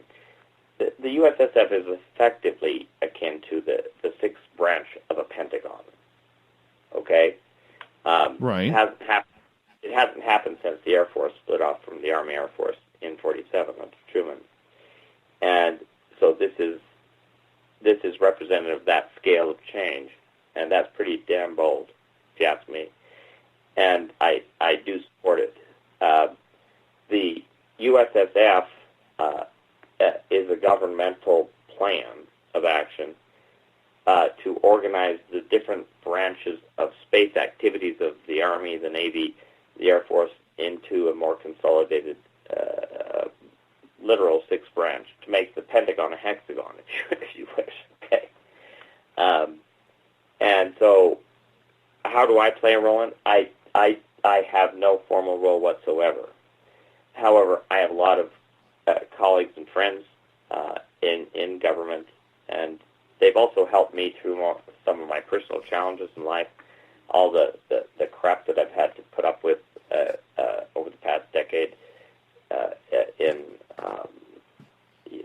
just trying to get bold initiatives live and lifted.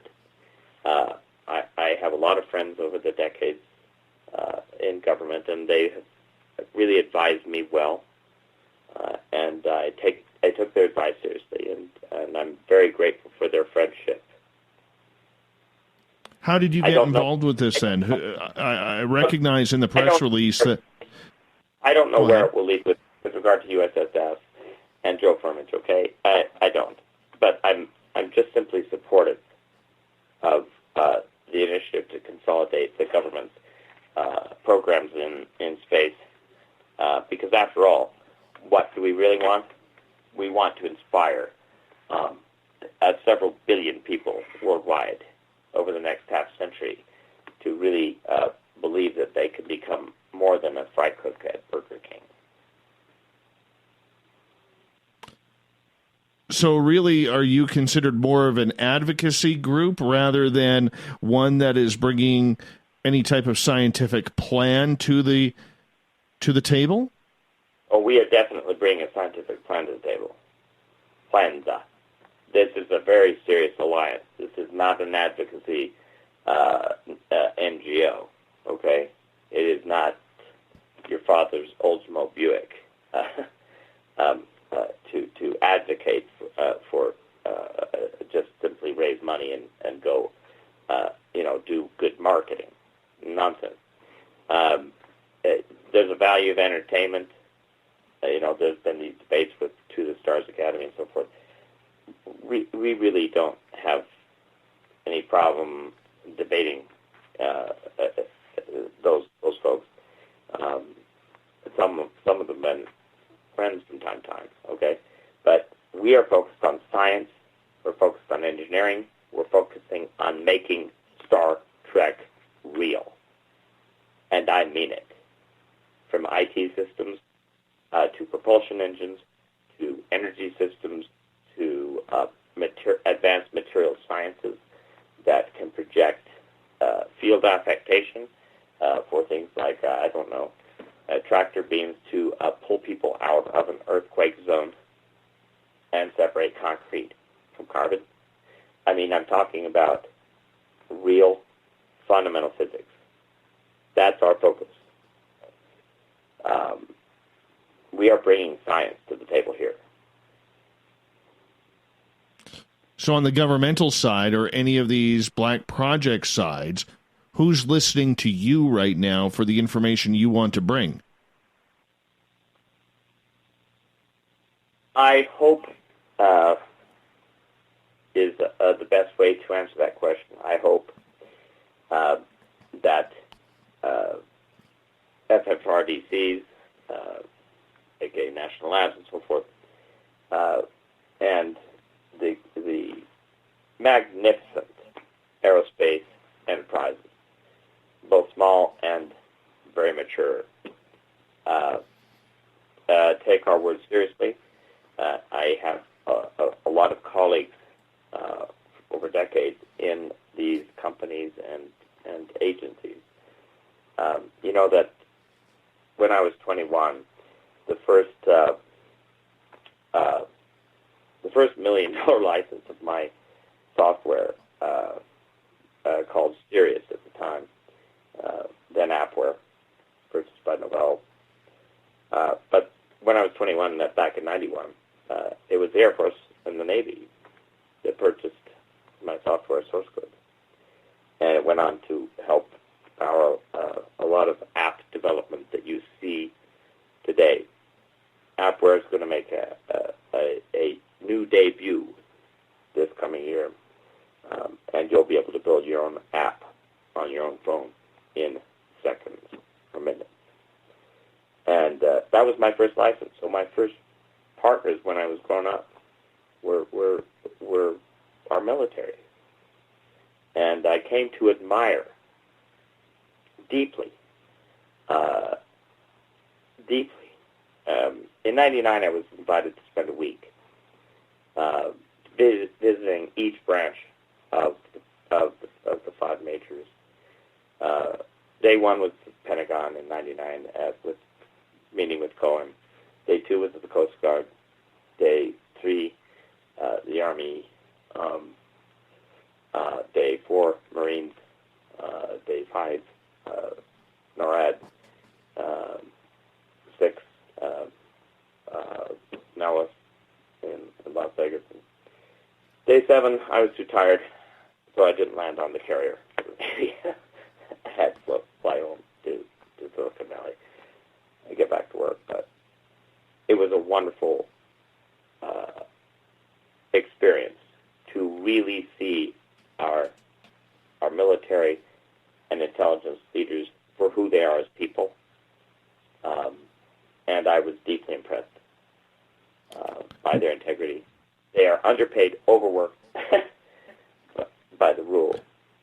And we have about 2 minutes left, or under 2 minutes left with you. What does Dr. Ron Pandolfi have to do with this? Pandolfi being former CIA. Ron is a friend of mine who I've known for about 20 years. When I was CEO of US Web, he asked me to comment and brief and vice versa on some technical questions about the internet economy and how the world was changing. And because I kind of become the Fox Mulder of Silicon Valley, he's like the Fox Mulder of D.C. So we had shared interest in physics. So we established a friendship. And over the years, that friendship grew deeper, and I consider him a real friend. There's also been, the overlapping interests of really going into a serious endeavor to bring new physics to our governmental and our aerospace industry. And he is a world-class physicist. He's a world-class mathematician. And he has been of personal assistance to me as an advisor to help me through some of the tougher times of getting all this launched. But it is a very professional relationship, and I consider him to be a very loyal patriot and a leader in his field.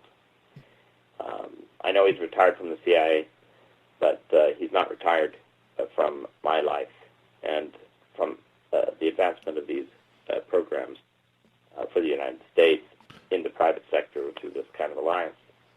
And I'm grateful for his. Right. Joe, I'm going to get you to hold on right there because we are going to go to break at the top of the hour. 2 hours down, 1 hour to go. We're talking space, science. Where are we going? Where have we been? Joe Firmage is our guest tonight on Spaced Out Radio. We'll be back.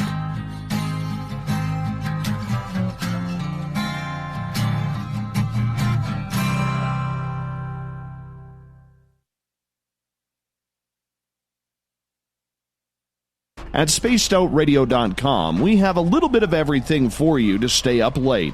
So while you're there, check out our SOR Newswire, where our team brings you stories of the weird and strange to the WTF from around the globe. News on Bigfoot, UFOs, paranormal, Darwinian-type crime tales. It's the stories that the mainstream media usually won't touch. Well, we got them all on the SOR Newswire, only at spacedoutradio.com. Come hang out with Spaced Out Radio, where we own the night. This is Carl. You can follow Dave on Twitter at Spaced Out Radio, and during the show, use the hashtag Spaced Out Radio to chat with us live. On Instagram, at Dave Scott SOR. On Facebook, give our page a like, Spaced Out Radio Show. SOR archives are free on YouTube at Spaced Out Radio. Come join us, or I will come join you. See you at your window. Get your horns up with me on Spaced Out Radio. This is Ron Bumblefoot Thal. Come tune in to SOR where you can hear me rock out with Little Brother is Watching, the official theme song of Spaced Out Radio. And then come on over to bumblefoot.com where you can find out about my tour schedule, my music, and everything else. Bumblefoot.com keeps you up to date on what I'm doing and the best way to stay in touch with my music and music camps. Sign up for my newsletter at bumblefoot.com and remember, Little Brother is watching. Find your escape where time has no limits. It's about living today and cherishing the heritage of yesterday. A spirit of adventure for what is new, with the nostalgia of the past. Your timepiece is a reflection of who you are. Life surrounded by beauty from the world around us to the soul within.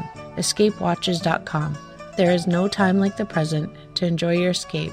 Use promo code SMF2017 for your 20% discount today. The Call of the Wild is in Vancouver. The Moose Vancouver is one of the hottest bars and restaurants in the city. Open until 2 a.m. nightly, the Moose will rock you like a hurricane all night long. Great food with everything on the menu at $6.95 near the corner of Nelson and Granville. Get your horns up and come rock with us. The Moose Vancouver, the official rocking bar of Spaced Out Radio.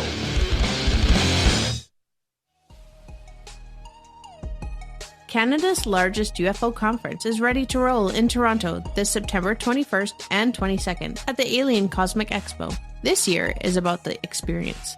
Listen to the stories of Dave Scott, Travis Walton, Paula Harris, Grant Cameron, Ryan Stacey, Richard Dolan, Leslie Mitchell-Clark, and more. Get your tickets now at aliencosmicexpo.com.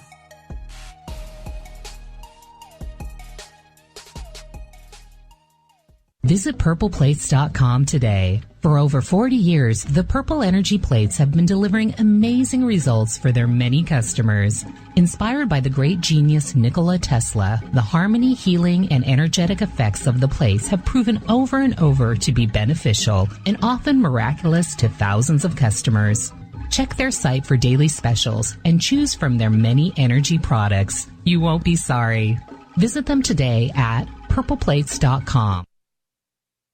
So, you love talk radio? Then you'll love TalkStreamLive.com. TalkStream Live is always on, 24/7 with the best streaming talk shows. Find your favorite talkers and discover some new ones. It's free, readily available online or on mobile with any smartphone or tablet. Finding your favorite talk shows all in one place has gotten a whole lot easier. Just go to TalkStreamLive.com. Be sure to download the free apps from Google Play or the iTunes App Store. From the mile-high mountains of Colorado to all of you around the world, this is Tessa Nicole Thomas, and I invite you to stick around spacedoutradio.com for Saturday and Sunday nights where I host Spaced Out Weekend.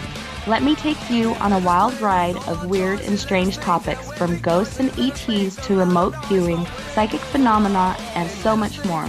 We get going at 9 p.m. Pacific, midnight Eastern Time on Spaced Out Weekend, where we own the night.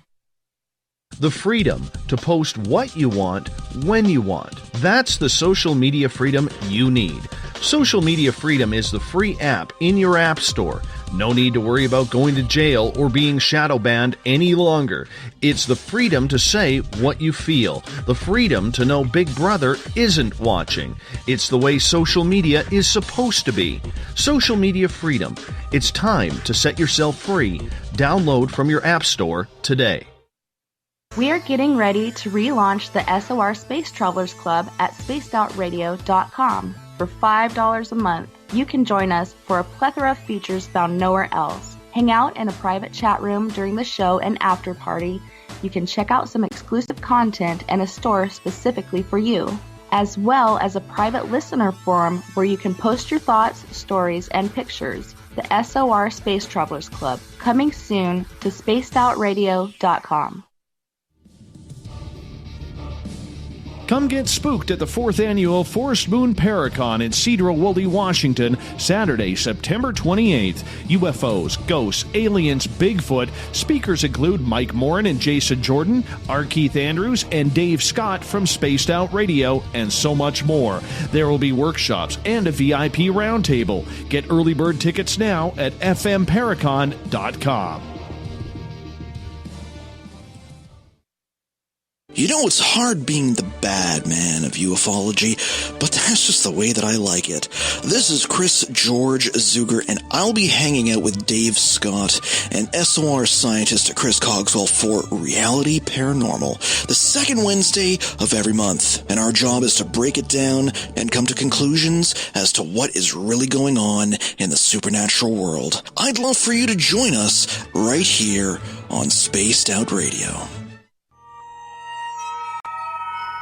You hear footsteps in the empty room above you. A rocking chair begins rocking by itself. Don't be afraid of the things that go bump in the night. Reach for Spirit Storybox, the iPhone app the Huffington Post UK called the only ghost hunting app you will ever need. Spirit Storybox. The spirits are telling their stories. Are you listening? Are you intrigued by Paranormal Talk Radio? You'll love the new Paranormal Radio app from TalkStream Live. You'll find a great selection of talk shows covering UFOs, ghosts, strange phenomena, and much more. Download the Paranormal Radio app now and start listening to the very best in paranormal talk entertainment, including the network you're listening to right now, the Paranormal Radio app, free in Google Play and the iOS App Store. On the first Tuesday of every month, I encourage you to come along for a journey with me, Geraldine Orozco, on The Spiritual You. Together, we will take a look at how to access the highest expression of yourself and change your life. Consciousness, ET contact, health, and wellness, we can talk about it all. So come along for a spiritual ride with me, Geraldine Orozco, on The Spiritual You, only on Spaced Out Radio.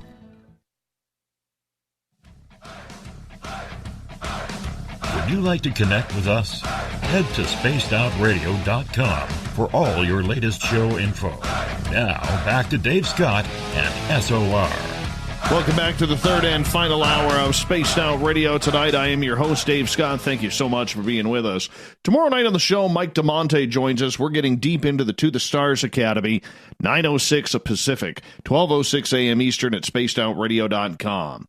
Hi to everyone listening in on our terrestrial affiliates, WQEE 99.1 FM in Noonan, Georgia, KDNF AM 1560 in Dangerfield, Texas, KDUN AM 1030 in Reedsport, Oregon, KZFX 93.7 FM in Ridgecrest, California, and UPRN 107.7 FM in New Orleans. Hi to everyone listening in on the digital side on Revolution Radio and Deep Talk Radio. Good to have you with us. Remember, all of our archives are free at youtube.com/Spaced Out Radio. Just do me the favor, hit that subscribe button. The Desert Clam has set the password for tonight in the SOR Space Travelers Club.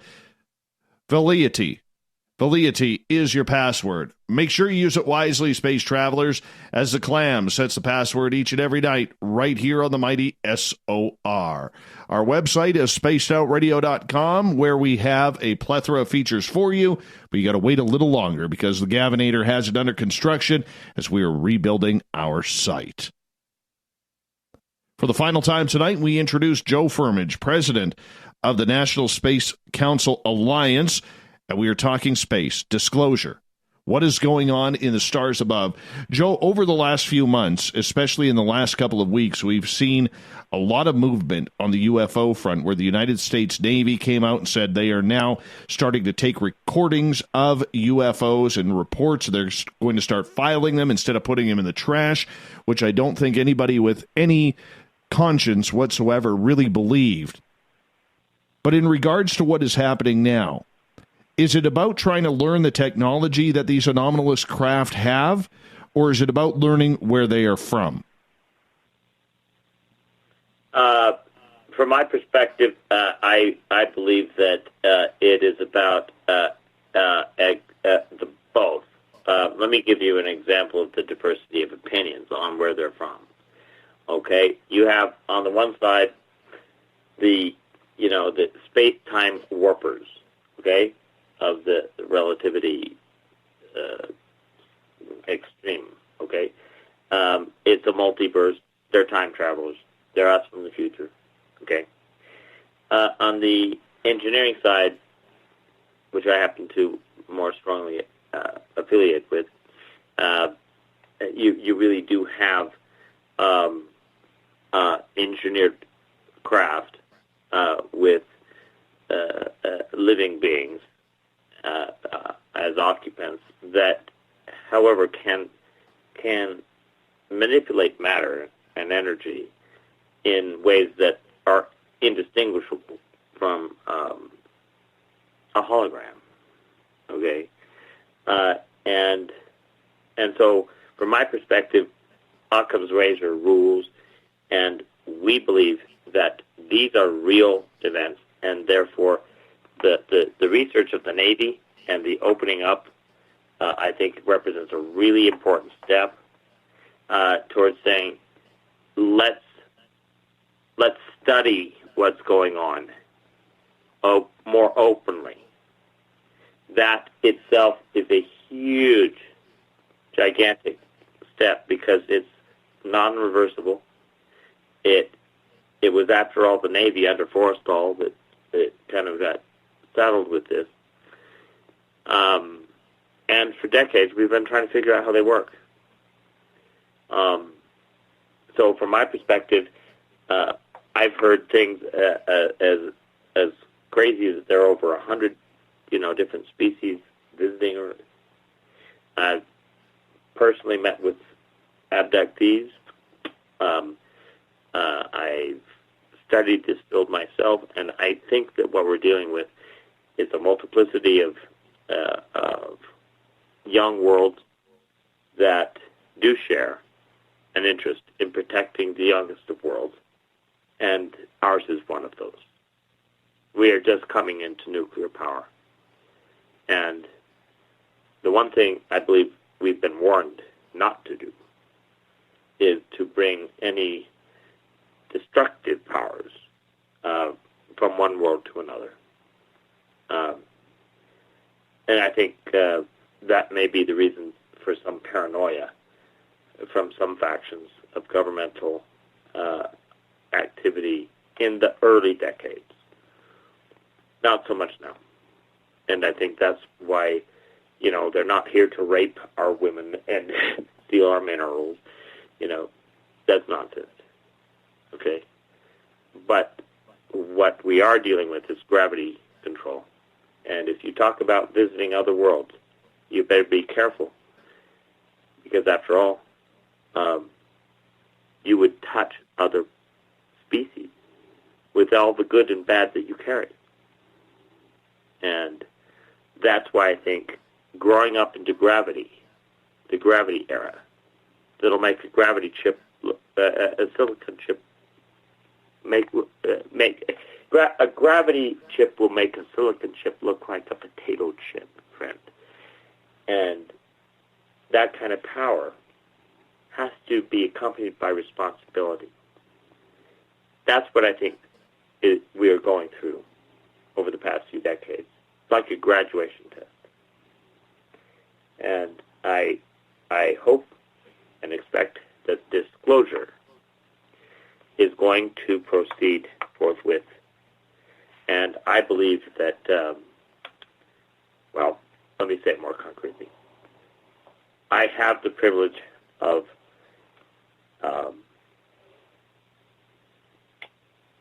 being a principal participant in that process.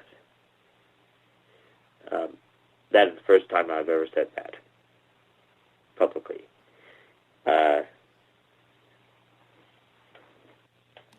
So you were saying that you were having a role in trying to bring this forward. That is correct. And I do have to follow that up with, how did you get that role? I proposed it. To whom? 20 years ago. I proposed something called Project Renaissance in '98, before I left U.S. Web, which, served more than half the Fortune 100 building their first websites before Googled. And but being trained as a nuclear physicist originally in the 80s, I saw the internet economy growing by exponential dimensions, and I'm kind of like the CEO, the biggest constructor of it. I saw the downside also of an uncontrollable machine. And so how do you meld capitalism of the good kind, which I've been raised as, and I am a great capitalist, with the downside of a robotic economy that can put people out of jobs? And so how do you square that circle? And so I looked back actually to physics. And I saw this press release from Lockheed Martin in 97, just as I was taking U.S. Web Public. And it described how we might consider gravity as an electromagnetic phenomena, a phenomena of light, effectively. And that startled me. And it was 6 hours later that I had that unique experience in my Los Gatos home. And so I dedicated myself to make acquaintance with the scientists involved. And I did. And I hired my replacement, and I made a proposal to various colleagues in government and industry that said, let's go do this. Let's go try to figure out systematically how inertia and gravity function through electrodynamics. And let's begin a disclosure process that respects the challenges of prior generations who grappled. I mean, imagine an iPhone falling into the hands of Galileo and talking to him. You know, what if such a thing happened to like a President Truman? You know, pretty freaking shocking stuff. So how do you do that? So basically, I proposed that I would try to help in any way I could. Right, Joe. Why now, though? What is the importance of UFO technology and the reason why disclosure has all of a sudden, over the last year and a half, since the New York Times article, become such a hot-button topic?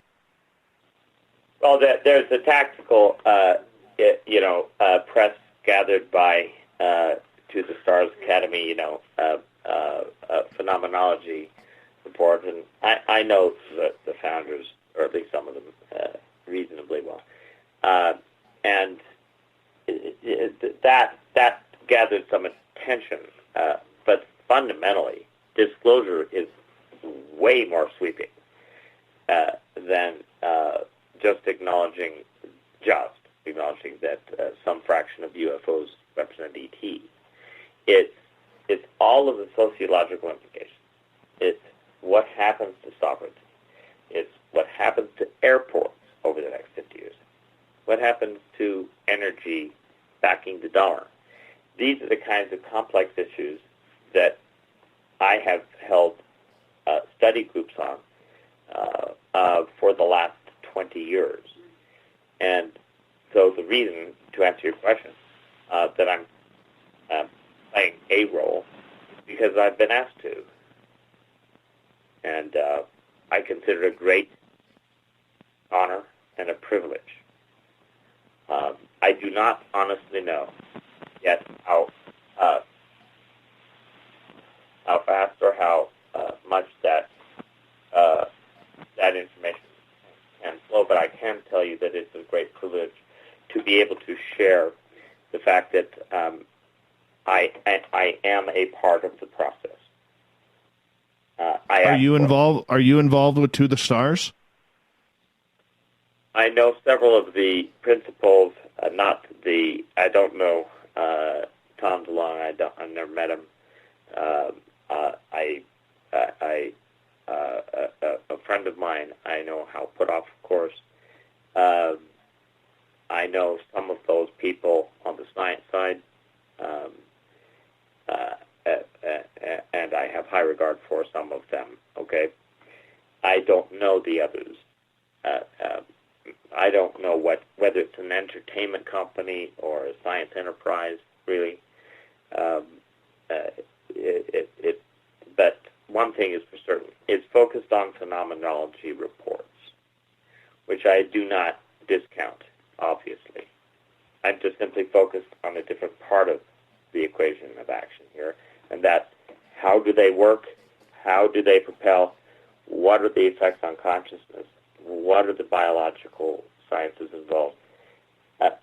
It's a science and society and economics focus for me. And so disclosure, for me, is a privilege to even touch. And I hope that I'm able to fulfill a decent role as a communicator of value to the public. And I'm very proud of the work we've done to justify our role. We are serious about making Star Trek real. That is why I believe that I have been invited to communicate some things, and I'm looking forward to doing so through perhaps future conversations here. Joe, we have about 7.5 minutes left with you. Joe Firmage is our guest tonight on Spaced Out Radio. There's a lot of critics that you have out there, Joe, that are saying that your ideas are whimsical, your ideas are not provable, your ideas are far-fetched, and that there are people in higher positions such as you who aren't recognizing the work that you and the National Space Council Alliance are doing. What do you say to the critics out there who are basically saying that you're just looking for publicity rather than looking to actually help? Well, the first thing I would acknowledge is that those observations are understandable, okay? So I will not, throw any kind of flames at anybody who says such things. There have been 3 takeover attempts in the past 10 years of my enterprises by basically difficult to work with people, but those are relatively minor in consequence. There have been people I've had to let go who are pissed off at me for lack of adequate pay. I'm pissed off at me for lack of adequate pay. And so there have been some challenges we faced.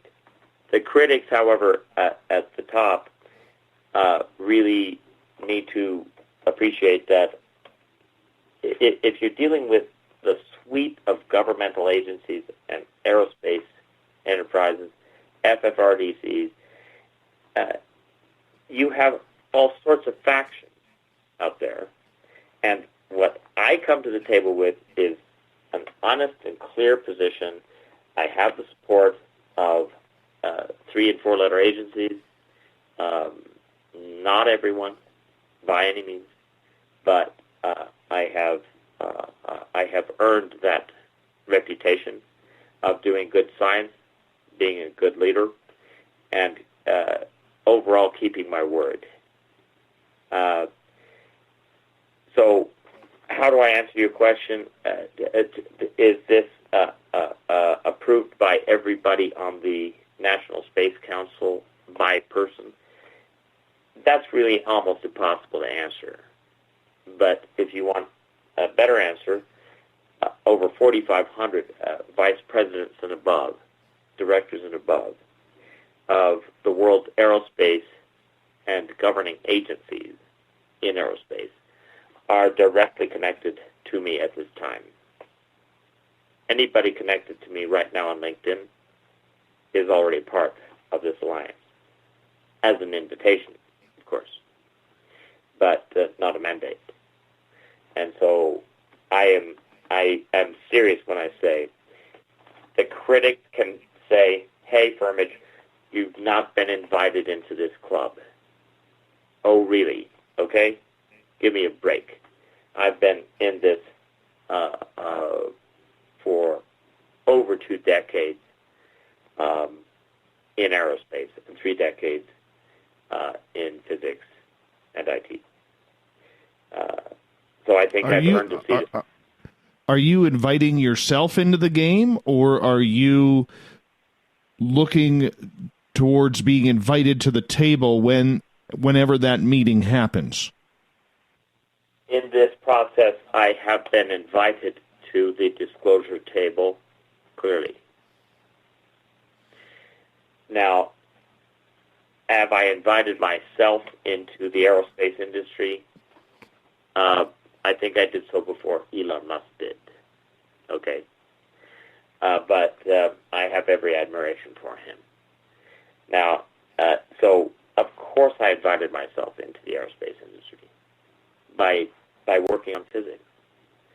I have, however, been asked to help with the disclosure program. And how that is going to unfold is, in fact, partly dependent upon how the public reacts to this. Honestly.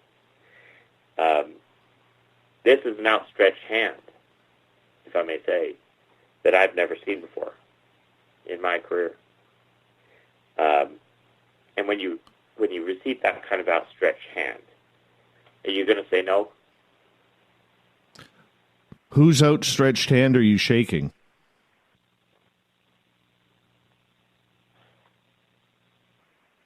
Do you think that I can give you an answer by name? No. Do you think, however, I can answer that question? Yes.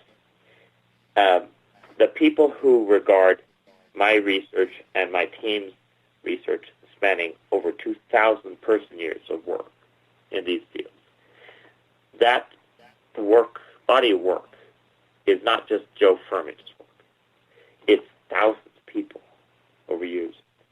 And it is respected.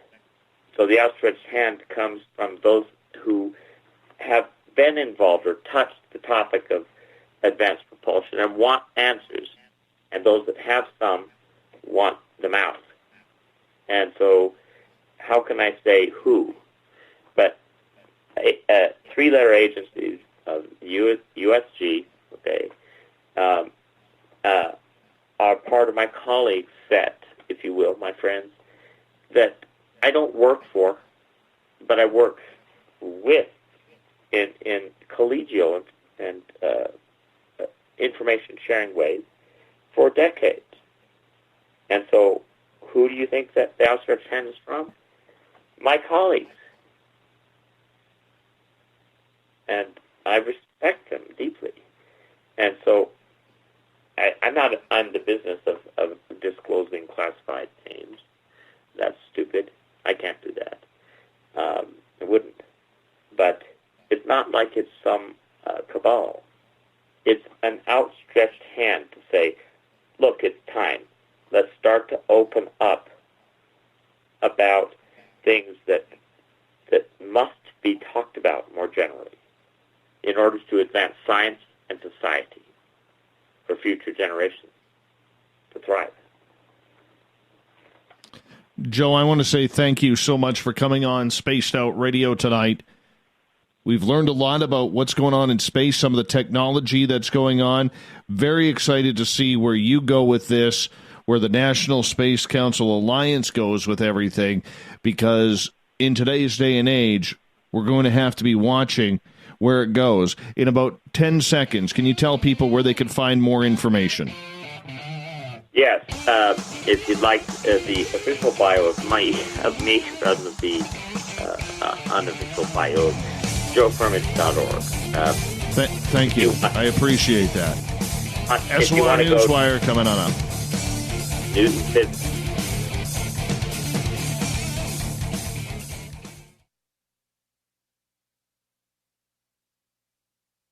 Coming soon to our website, spacedoutradio.com, is the SOR Space Travelers Club. For just $5 a month, you can get into a private area on our site where you can hang with other listeners in our chat room, post in our forum, and check out a bunch of exclusive content and store that won't be found anywhere else, including a nightly after-show party with Dave. It's going to be the best $5 a month you're going to spend. The SOR Space Travelers, only at spacedoutradio.com. Visit purpleplates.com today. For over 40 years, the Purple Energy Plates have been delivering amazing results for their many customers. Inspired by the great genius Nikola Tesla, the harmony, healing, and energetic effects of the plates have proven over and over to be beneficial and often miraculous to thousands of customers. Check their site for daily specials and choose from their many energy products. You won't be sorry. Visit them today at purpleplates.com.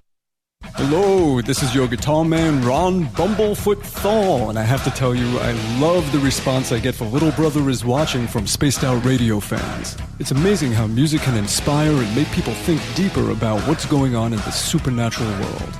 You can head over to my website, bumblefoot.com, to check out my music, my guitar workshops, my touring, even check out some of the hot sauces that I'm working on. And make sure you keep on listening, because with Spaced Out Radio, you know Little Brother is watching. So, you love talk radio? Then you'll love TalkStreamLive.com. TalkStream Live is always on, 24/7, with the best streaming talk shows. Find your favorite talkers and discover some new ones. It's free, readily available online or on mobile with any smartphone or tablet. Finding your favorite talk shows all in one place has gotten a whole lot easier. Just go to TalkStreamLive.com. Be sure to download the free apps from Google Play or the iTunes App Store. Come get spooked at the 4th Annual Forest Moon Paracon in Cedar-Woolley, Washington, Saturday, September 28th. UFOs, ghosts, aliens, Bigfoot. Speakers include Mike Morin and Jason Jordan, R. Keith Andrews, and Dave Scott from Spaced Out Radio, and so much more. There will be workshops and a VIP roundtable. Get early bird tickets now at fmparacon.com. A timepiece is a reflection of who you are. And what better way to show off the real you than with an Escape watch? Escape is a lifestyle brand accessorizing your days and nights. Choose to escape and create the life of discovery that you deserve. Dream, play, unite with your own personalized Escape watch. Head to escapewatches.com. There is no time like the present to enjoy your escape. Use promo code SMF2017 for your 20% discount today. Heading to Vancouver and looking for a night on the town? The Moose Vancouver is the bar that never stops rocking until 2 a.m. every night. The Moose has great food with everything on the menu from $6.95 to $8.95. Fantastic, vibrant staff and rock and roll that will bring you back to when the music was real, the hair was long, and the guitars were rockin'. Get your party on at the Moose Vancouver, the official party bar of Spaced Out Radio. Coming up this September 21st and 22nd, all UFO eyes will be focused on Toronto for the 4th Annual Alien Cosmic Expo. Come listen to some of the biggest names and experiencers in ufology. Travis Walton, Paul Hellyer, Richard Dolan, Paula Harris, Grant Cameron, Randy Kramer, and Spaced Out Radio's own Dave Scott. Tickets are on sale now at aliencosmicexpo.com.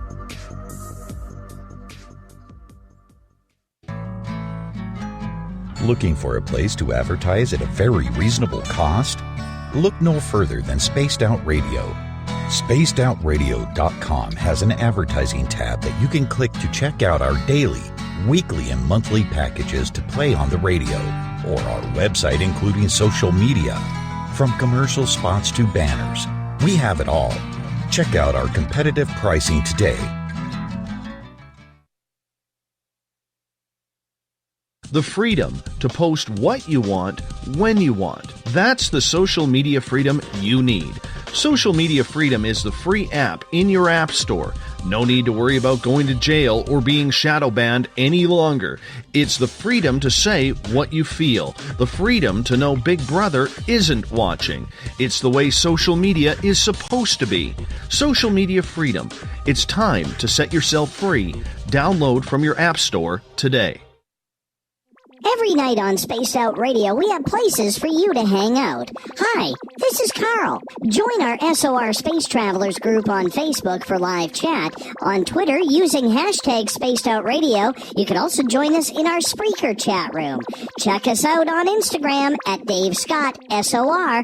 All of our archives are free on YouTube at Spaced Out Radio. By the way, I'll be watching you at your window until you do. Bye!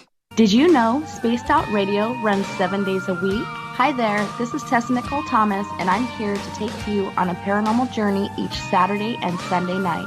Why change the station when you have it all right here? Together, we'll hang out and share some strange and scary stories. And don't forget, we have Psychic Sundays as well, so come tune in Spaced Out Weekend. We get going at 9 p.m. Pacific, midnight Eastern, only at spacedoutradio.com, where we own the night. Looking for the stories of the strange and weird that you will find hard to find anywhere else? Check out the SOR Newswire on our website. Our writers, led by Captain Shirk, are scouring the world for the oddest and most bizarre stories we can find. Everything from weird crime to suspenseful and paranormal. We're working hard for you to bring you the most intriguing news of your day. Check out the SOR Newswire at spacedoutradio.com today. Are you intrigued by Paranormal Talk Radio? You'll love the new Paranormal Radio app from TalkStream Live.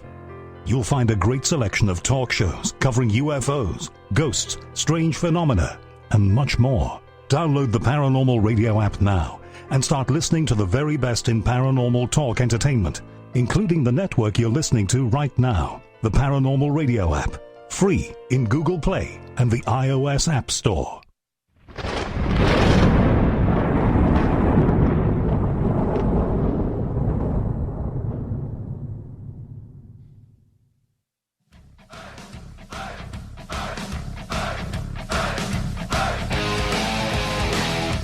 We've rounded third. We're heading for home tonight on Spaced Out Radio.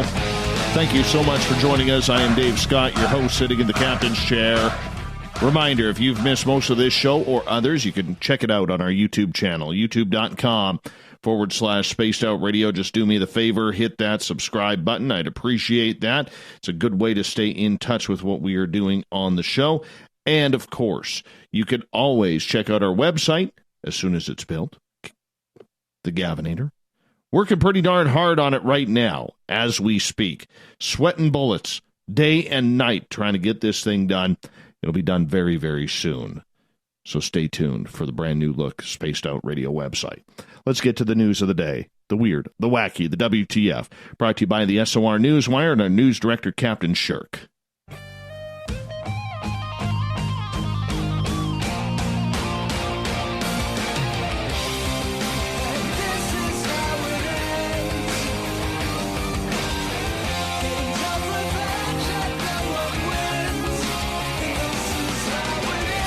The news is always changing, which is why we bring you the SOR Newswire at the back end of every show, where we get to the weird, the wacky, the WTF.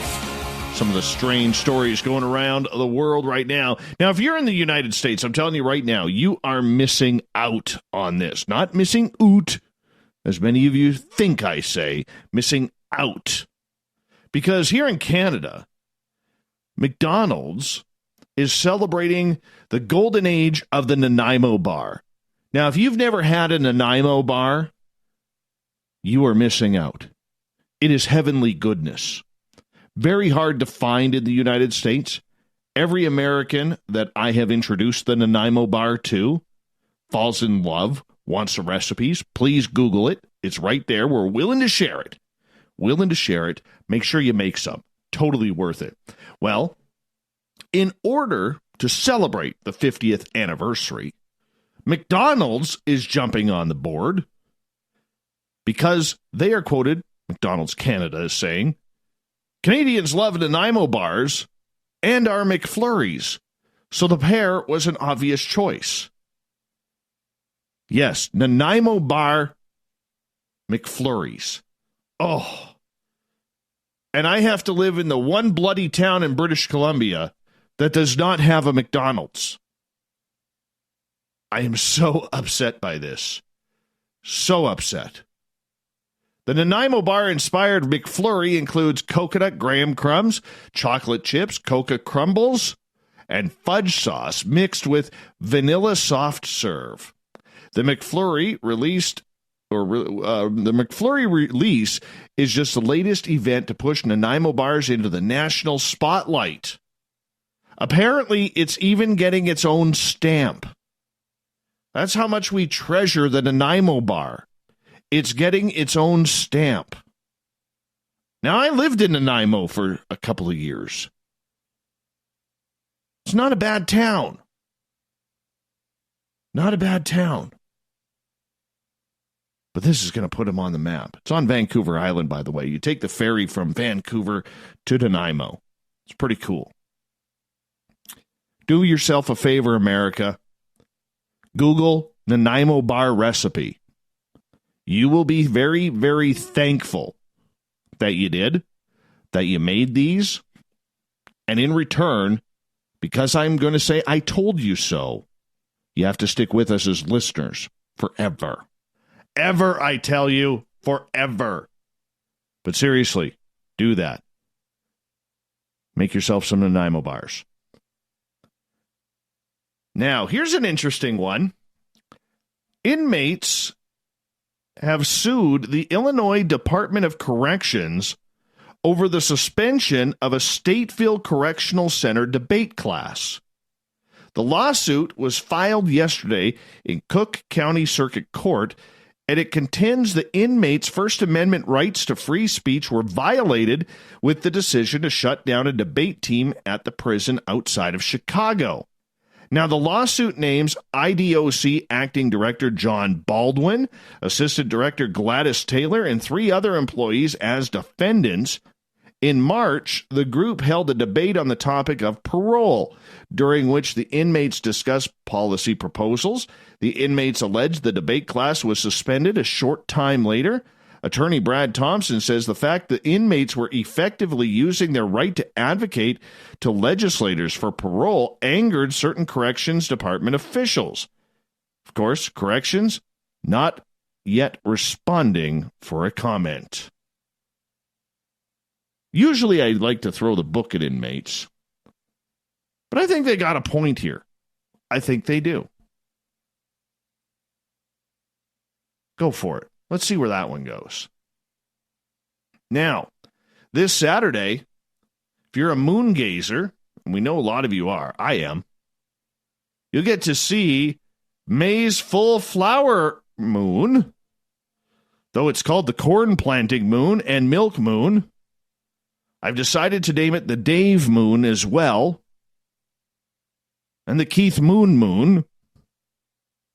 Well, it'll appear in the east on Saturday the 18th, larger and brighter than most full moons.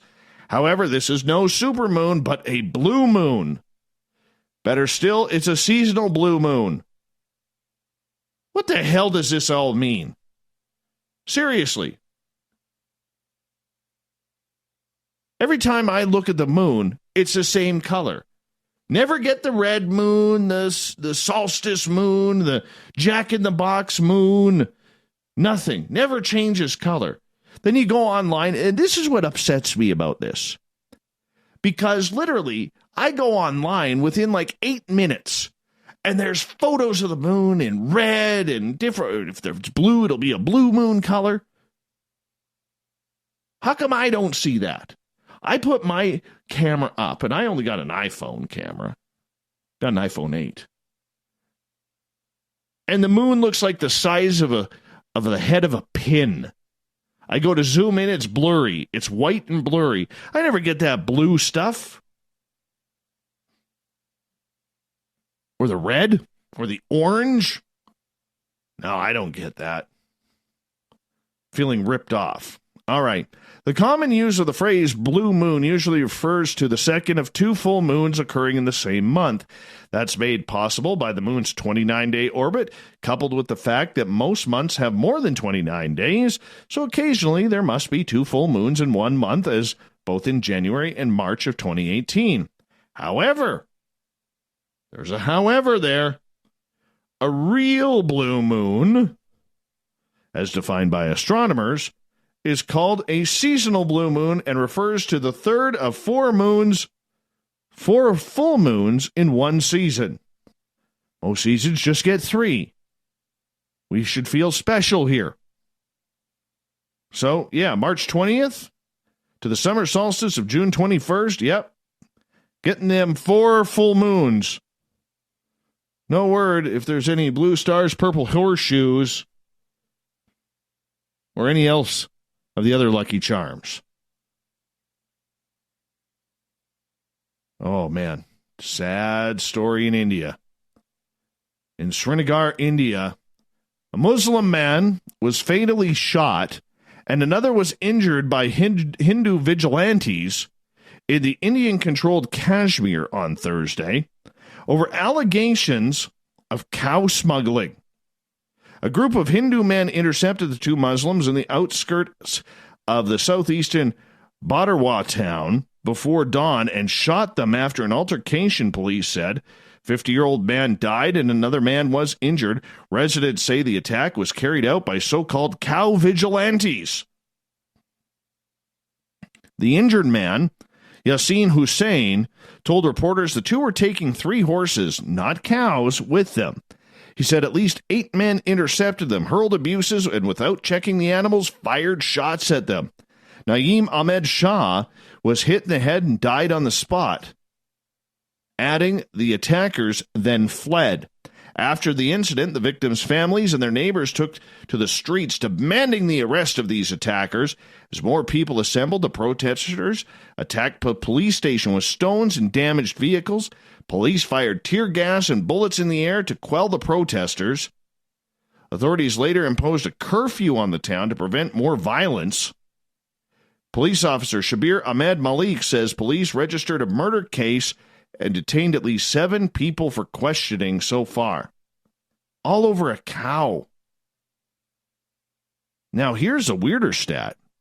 At least 20 people have been killed by groups mostly to be believed to be tied to Prime Minister Narendra Modi's party. Modi is running for a second term in India's ongoing general election that ends on Sunday, with results due May 23rd.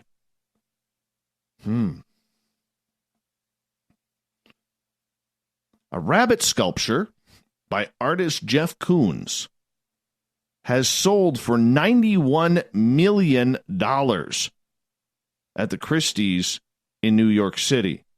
It's the most paid for any artwork by a living artist. Holy cow. $91 million. And I gotta say, this sculpture, chrome in color, it looks like a balloon. There's no face on the rabbit. It's holding a carrot. It has no hands.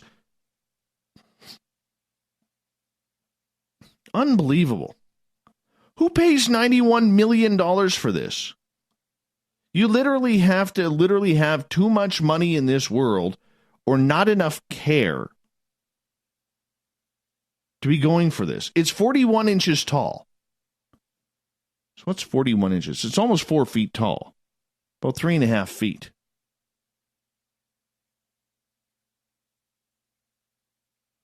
I don't know. The ears look like they're balloons. The hands, they look like shark fins. I don't get this. Why would somebody pay $41 million for this? Or $91 million, sorry. The sale breaks a record at Christie's 6 months ago. $90.3 million for David Hockney's Portrait of an Artist, pool with 2 figures. The British painter's artwork surpassed Koons' Balloon Dog, sculpture, which sold for $58.4 million in 2013. Now, Coons, who lives and works in New York and York, Pennsylvania, molded 3 sculptures plus 1 artist proof. One is kept at the Broad Foundation in Los Angeles. Another has been promised to the Museum of Contemporary Art in Chicago by its owners. The artwork auction Wednesday comes from the collection of the late media mogul S.I. Newhouse. It has not been publicly exhibited since 1988, 2 years after it was shown at the New York's Ileana Sonnabend's Gallery, but photos of the artwork have appeared on the cover of books, exhibition catalogs, magazines, and a blow-up version appeared at the 2007 Macy's Thanksgiving Parade. So this is what the ritzy hoity-toities say about this. The stainless steel sculpture is at once cute and imposing, melding a minimalist sheen with a cartoonish sense of play. It's crisp and cool in its appearance, yet taps into the visual language of children. Its lack of facial features renders it inscrutable, yet its form evokes fun and frivolity. My God. I like art. I really do like art. But paying $91 million for something that looks like a balloon that's chrome? Ridiculous. All right. That fired me up. Down in Greensville, South Carolina, a man wanted in Florida is now in a South Carolina jail after leading deputies on a chase and finding an unusual place to hide. Kevin Leroy Scott White he said he was first found by Greenville County deputies as he rode his moped around the mobile park. The 47-year-old then took off on foot into the woods once he saw the deputies. However, they found him again. This time, he was hiding under the porch of a nearby mobile home, but not just under the porch, put himself into a dishwasher. During the arrest, he was bitten twice by a dog. One on his side, once on his back of his head. That's gotta hurt. German Shepherd teeth to the back of the head. Cannot feel good. Now, the second bite happened when the canine's handler lost footing and caused slack on the leash, which allowed the canine to release and re-engage. Oops. White was treated at a local hospital, then released. He's since then been booked at Greenville County Detention Center on several charges. Charges include charged with failure to stop for a blue light, driving under suspension, failure to register a motor vehicle, reckless driving of his moped, possession with intent to distribute methamphetamine, and resisting arrest. By the way, the canine handler has been placed on administrative leave pending an investigation that he slipped.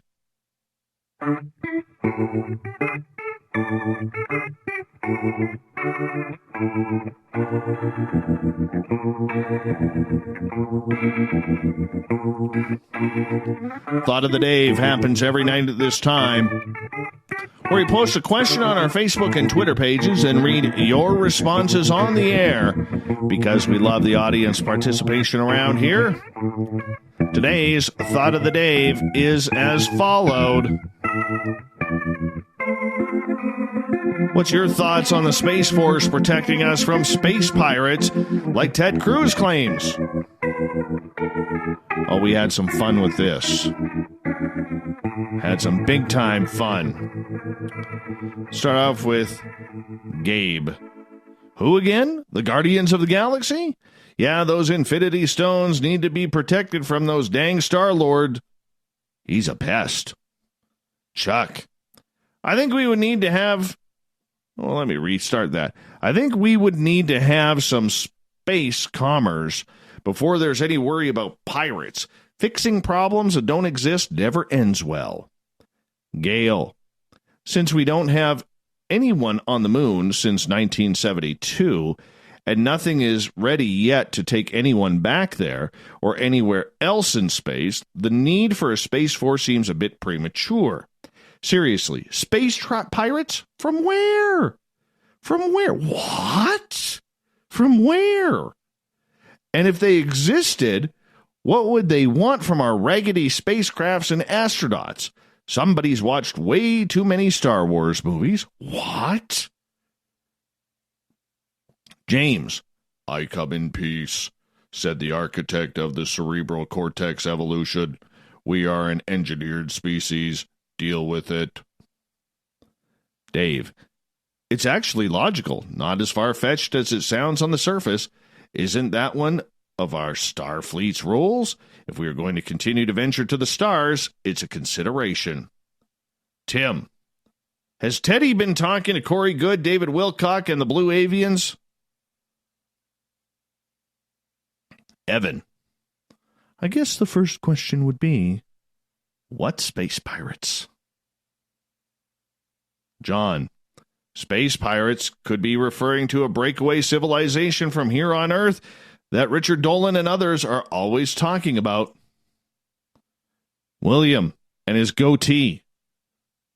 This is just plain stupid. Jim, they're all mad. Every one of them, and the ones who support them are dumb as the day is long. Well, that's a little personal, Jim. Getting a little personal there. We must all prepare for the PU-36 space modulator, says Marvin the Martian. William, Cruz should join the UFO community. He'd find lots of like-minded individuals who believe in things without any evidence. Tony, the term Space Force would likely be a Space Coast Guard. Just saying. Alfred, Space Force, yes. Space Pirates, no. Alien Agenda? Yes. Lee, I'm not sure we have anything they want. If it is genetics they want, I believe they've already gotten it. If it's minerals, they can splice atoms together to fabricate anything they want. It's not so much what they want from us, but what they stand to gain from advancing the human species. Renee, the only thing I can say about this? I can't say it.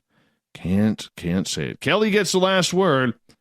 Ted Cruz needs to shave off his beard and leave the intelligence to us bearded folk.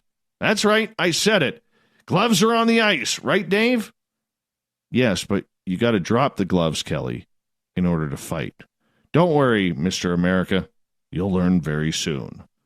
Thank you so much to Captain Shirk for putting our news together in the SOR Newswire. You can find it all on our Facebook page, the SOR Newswire. We'll be moving it all to the website once the website is up. Big thanks to Joe Firmage for coming on Spaced Out Radio, talking about space disclosure, UFOs. Tomorrow night on the show, Mike DeMonte is our guest. He's a journalist who's written about the To the Stars Academy. We're going to get into it 9:06 Pacific, 12:06 a.m. Eastern at spacedoutradio.com. We got Mr. Ron Bumblefoot THAL rocking in the background with Little Brother is Watching. Bumblefoot is the official music of Spaced Out Radio, rocking us in and out of every single show. Get your horns up for the guitar god himself. Special thanks to each and every one of you listening in at home, in your cars, at work, in our chat rooms, on Twitter, wherever you may be. Remember, this show is copyright by Spaced Out Radio and the SOR Media Ventures Limited. Thank you for doing your part, telling your friends, making us bigger and better every single night, because together, my friends, we own the night. I will talk to you in 21 hours from now. Mr. Bumblefoot, we need a favor. We need you to take us home.